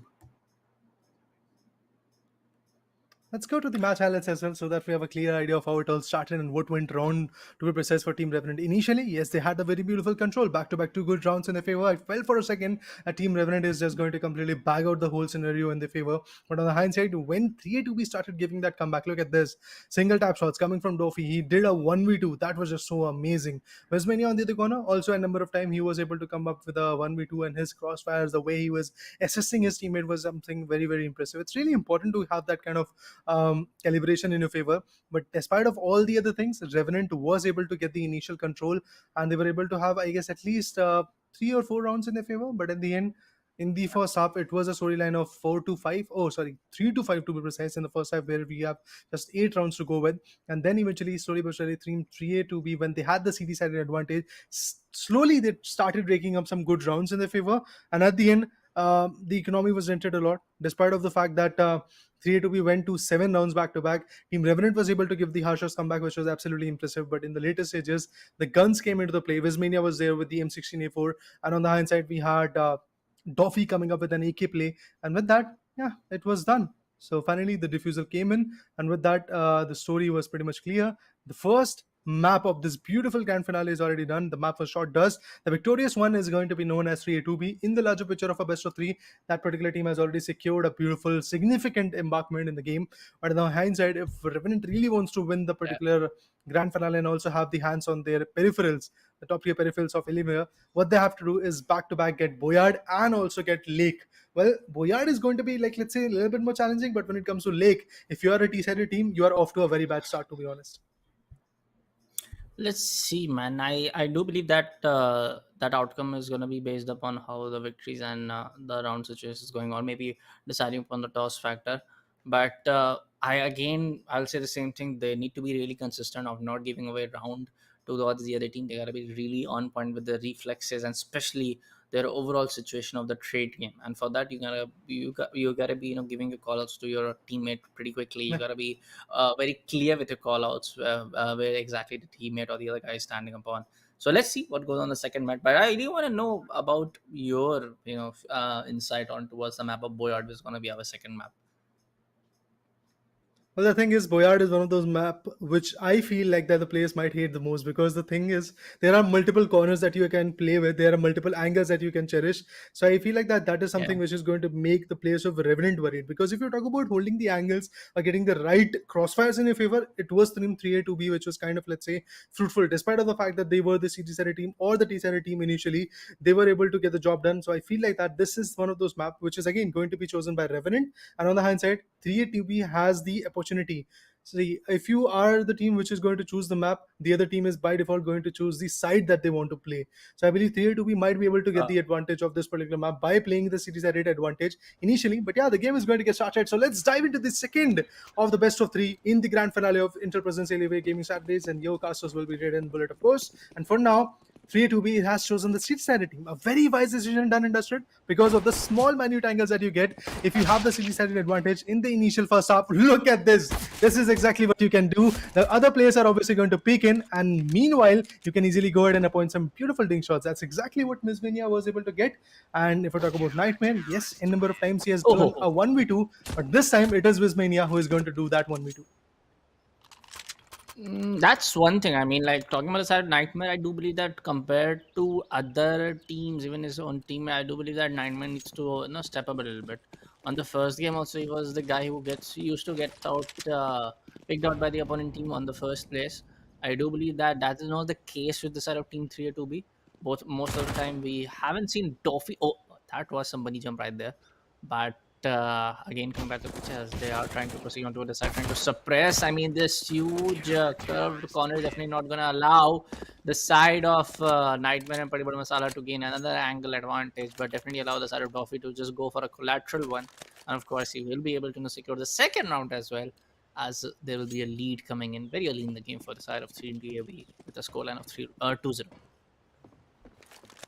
Well, yeah, being a series-headed team definitely gives you an advantage, and if you are able to cash in on it, that's the best thing. That's exactly what 380B is trying to do for now. But remember, guys, the other team has also got the Yeah. guns, the big guns already here, which is known as the AK. Along with that, obviously, the Glocks are going to be into the picture. But look at him, again getting spotted. It's Doffy who was able to find him with a beautiful farmhouse in his hands, who was able to be fruitful. Now, Paneer Butter Masala has already been taken down. It all comes down to what Nightmare is going to do. This time, Nightmare will be able to relay the information that Paneer Butter Masala was able to give. On the higher side, I would have to say, like, Doffy, yes, he got backstabbed.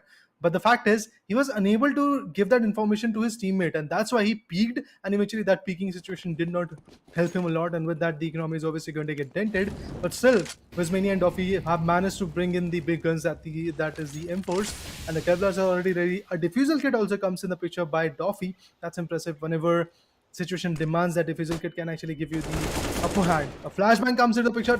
Despite that flashbang, Nightmare manages to take down Wizmania. Doffy retaliates. With that, Doffy has to see what he can do, but pretty soon he's going to get spotted with the smoke. Oh, I mean, this will be a very interesting backstab coming in, that's for sure. The player is going to get spotted, and a beautiful ding shot. Nightmare managed to equalize what the other team had. I mean, it is still very necessary for the side of Revenant to be consistent with the entire, rounds getting into the favor. Especially talking about this map, I know now I know definitely why you said that you kind of a little bit hate this map. I feel like the side of Revenant where they are playing in from the CT side, it's kind of a little bit disadvantage because you got kind of like suppressed towards this whole curved passage, and whether you go towards your left side, whether you go towards your right side, this is something not really good for the side of Revenant to be upon. So I do feel that yes, Team 3A2B will have a short-hand advantage until the sides are swapped. But for now, the scores are telling it all.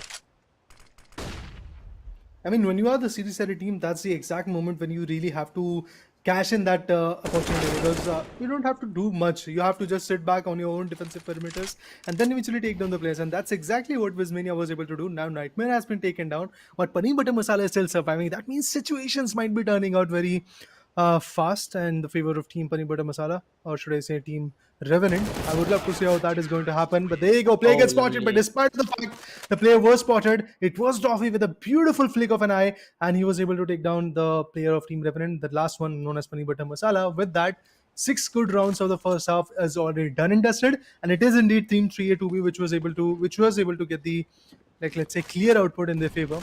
But pretty soon things will change, and I do believe when the sides will be swapped, Team Revenant might be able to be a bit more fruitful. Yeah, definitely agree with the fact that that whole curved pass is definitely not allowing the side of Team Revenant to be the guy to be the team to likes to play it aggressive, because we have seen them play in the last first game. It was the first semi-finale. One of the guys just right there with the behind tag was the A side as he gets shotted out from the side of Paneer Masala. But no, he will eventually get shut down very quickly. This was about talking about the trade game needs to happen very quickly. You gotta give your call outs on point. You gotta be on point to take up that trade. For now, we see Nightmare is going for a plant. I definitely know for a fact that Toffee will be right there aware of the fact that he is going for a plant, and Bob have been now planted eventually. No need to peek over there, dude. Why? I mean, you have I mean, I guess issues he there. figured out the player might have already dropped. Sorry to cut you down, but I'm just trying to Yeah, please analyze go. what happened at that point. Like, the thing is, like, Doffy was actually having the boost in his favor. He had the height advantage. The other guy, look at him. He Yeah. tried to actually get a beautiful flank onto him. Maybe he was thinking like he's going to already drop down, maybe come up with a flank after hearing that bomb being ticked. So I guess Yeah, it yeah. was something which could have been fruitful for Team Revenant, but at the end it didn't resulted out the way Team Revenant wanted to come up with. Look at them again, going to get the boost. Now he's going to go in the area where usually T-set player loves to play, and he is going to get the output. Look at Nightmare getting caught off guard. Also the bombs out of the hands. Now Nightmare has to do a 1v2. Sorry, my bad. Paneer Butter Masala to be precise, but the trade costed him a lot. 47 HP. That's all the other guy has got, and a beautiful flick on of eye could actually help him. Oh, what? This was a round which could have been favorable for 3A2B, but at the end, it's Revenant getting the third one in their favor. Exactly the similar story. Yes, the names are different. In the past match, if you guys remember, in the first match orders, it was Team Revenant who got the first 5 rounds, and in the first half to be precise, and it was 3A2B who had the 3 rounds in their favor. But now stories are not looking that good for Team Revenant for sure. But being a city-sided team, maybe is going to write a new story for these Giants. Let's see, folks. Let's see. For a side of Team 3 like I told you, folks, they have one of the map in their favor. If they're able to, secure this one, they can win the entire series. They can win the entire Alienware Gaming side title for this particular day. But for now, we can see the pistols coming into the play for both sides as the sides are being swapped. But I do feel that Paneer Butter Masala is doing most of the heavy lifting compared to what I'm seeing from side Nightmare. Nightmare takes some a little bit of damage. Bismania is actually going for a plant, going for a fire that somebody's going to be planting. Duffy takes care of the guy. Oh, good one. He can shut down the second as well. But for now, it's going to be just Nightmare to take care of both, terrorists over there. But hey, he gets one. Duffy gets down. But Duffy was pretty much low in HP. There's going to be a 1v1 scenario. The advantage is towards the side of Bismania as the health is also very much boosted and also the angle. Because definitely nowhere around Nightmare was looking the same place where Dofi was. So a good set of rounds again coming into the favor of Team 3A2B. Yeah. Next 3 rounds, if they go on to the favor of Team 3A2B, they will win the entire series. I mean, the fact is, this is the first time when I've seen 3A2B coming up in the Delhi arena, and this might be the first ever victory for them as well. That will be absolutely impressive. The first time that they played for the Intel Presence Alienware Gaming Saturdays, they will be able to become the victorious. And obviously, that is an speculation because we have still 3 more rounds to go in favor of 3A2B if they really want to become the champion. There you go. The everybody out in the hand play gets spotted. Indeed, gets ready up. What I thought for a second, maybe Vismania is going to get picked off. Yes, indeed, he gets picked off, but at the same time, takes down the other player as well. But a trade, look at that. 7-3, that's what we have. Pretty close to the match point. Revenant on the other corner still struggling to find their first victory in the second half of the second map known as Boyard. And I do feel like that Revenant is just going to get challenged the way they are getting challenged for now because the terrorist side team, the T-sided team known as 3A2B, they've got their AKs. And when you have AK in your hand, you are pretty confident, I believe. We are pretty aggressive at the same point, and I'm definitely looking forward to see that aggression. The player gets spotted. Indeed, the trade is going to be there. Nightmare not at all with a large amount of HP. Yes, he gets picked off. The information relay that is there, Bullet, is absolutely amazing. Definitely, dude. Especially also, most of the time, you're seeing Wizmania going 1-on-1 and these kind of 1-on-1 Yeah. scenarios where both of them are being the, I would say, the heavy lifting for both teams. No offense to their teammate, but I feel like Wizmania on toward the side of Team 3 we always be seeing the last guy to survive upon. Same goes on for us. They both are going to be a pretty good driver. That was some shot, some angle. You want to see that replay over there as we saw the first kill getting killed by the side of Paneer Masala. But anyways, folks, we'll be jumping straight into the next game. I mean, the next round, because this is going to be the match point coming in for the side of 3A2B. Series point, you can also say the series point, or we can also say the match point round if they are able to secure the victory in this particular round. Not just about this particular map. Remember, guys, if Team 3A2B manage to secure this victory, they will be able to secure the whole Intel Presence Alienware Gaming Saturday. And I believe it's a very crucial one, but there you go. Duffy gets picked off with a beautiful trade coming into the picture. I do feel like that this is going to cost Wizmania a lot. Maybe 8-4 is going to be the story that we are going to talk about. Wizmania already getting damaged quite a bit. Yes, his Kevlar is quite intact, 98% HP of that Kevlar, but I feel like that players are a bit more focused on your heads rather than shooting down your torso. And that's the only reason why we can clearly see that Wizmania is there with just 66%, 65% of his HP, which is again not a very low HP, but still low enough that it can put you in a lot of pressure. And that too, when you have a 1v2 upon yourself, I do feel like that the fights are just going to be a bit more complicated for this guy. But let's see what Wizmania is going to do. He has to take up a trade, gets spotted, indeed tries to shoot the player down. Oh, goes in for taking him down, but no, gets retaliated with that. The CG-sided team known as Revenant will be able to bounce back in the game. I mean, this was one of those rounds where Wizmania could have backed out from that fight and eventually reloaded his gun, thrown down some utils because he had all of those stuffs. But he decided to go just aggressive, switching down to the pistol, and it was just not something which worked out for them. But remember, guys, 4 good rounds of a lead is already there in the hands of 3A2B, and not just that, they have a whole map as of a lead from their corner. And look at this deception that has been created. Throwing down the incendiary obviously creates a notion that the player might not rotate towards that angle. That's exactly what is happening. Wizmania finds one. Will he be able to get another one? That's what we have to see. A complete closure could be coming in. 9-4, that's what I'm looking at. What about you, Bullet? Do you really think this particular round could be in the favor of Team Revenant? I don't think so, man, because most of the time we haven't seen the side of Nightmare doing wonder clutches in a 1v2 scenario like that. Talking about his utility, he has a smoke, he has a frag, he has a flashbang too. 6 kills and 9 deaths coming in for this entire particular map. Still trying to decide upon where he wants to peak first. He's pretty much sure also that both of the counter terrorists will be on a secure spot for now, but they have to plant. You gotta use your audio cues. Look at the smile. Look at the smile at the face of Duffy. He knows for a fact that the series is on towards because he has a trade position over there. He points one and takes on the side right mid. There you go, folks. Team 3 to be winning this particular day of Alienware Gaming Saturdays presented by Alienware and Intel. Of course, a champion screen for you folks. I mean, Duffy was one of the guys who's actually a really, really good duo assisting the side of his mania. I mean, they are both definitely got the right kind of chemistry on how they were able to secure and some good play in the first map also. But yes, a Hmm. disappointing end towards the side of Revenant, because Revenant did the same story. I will still say the same thing.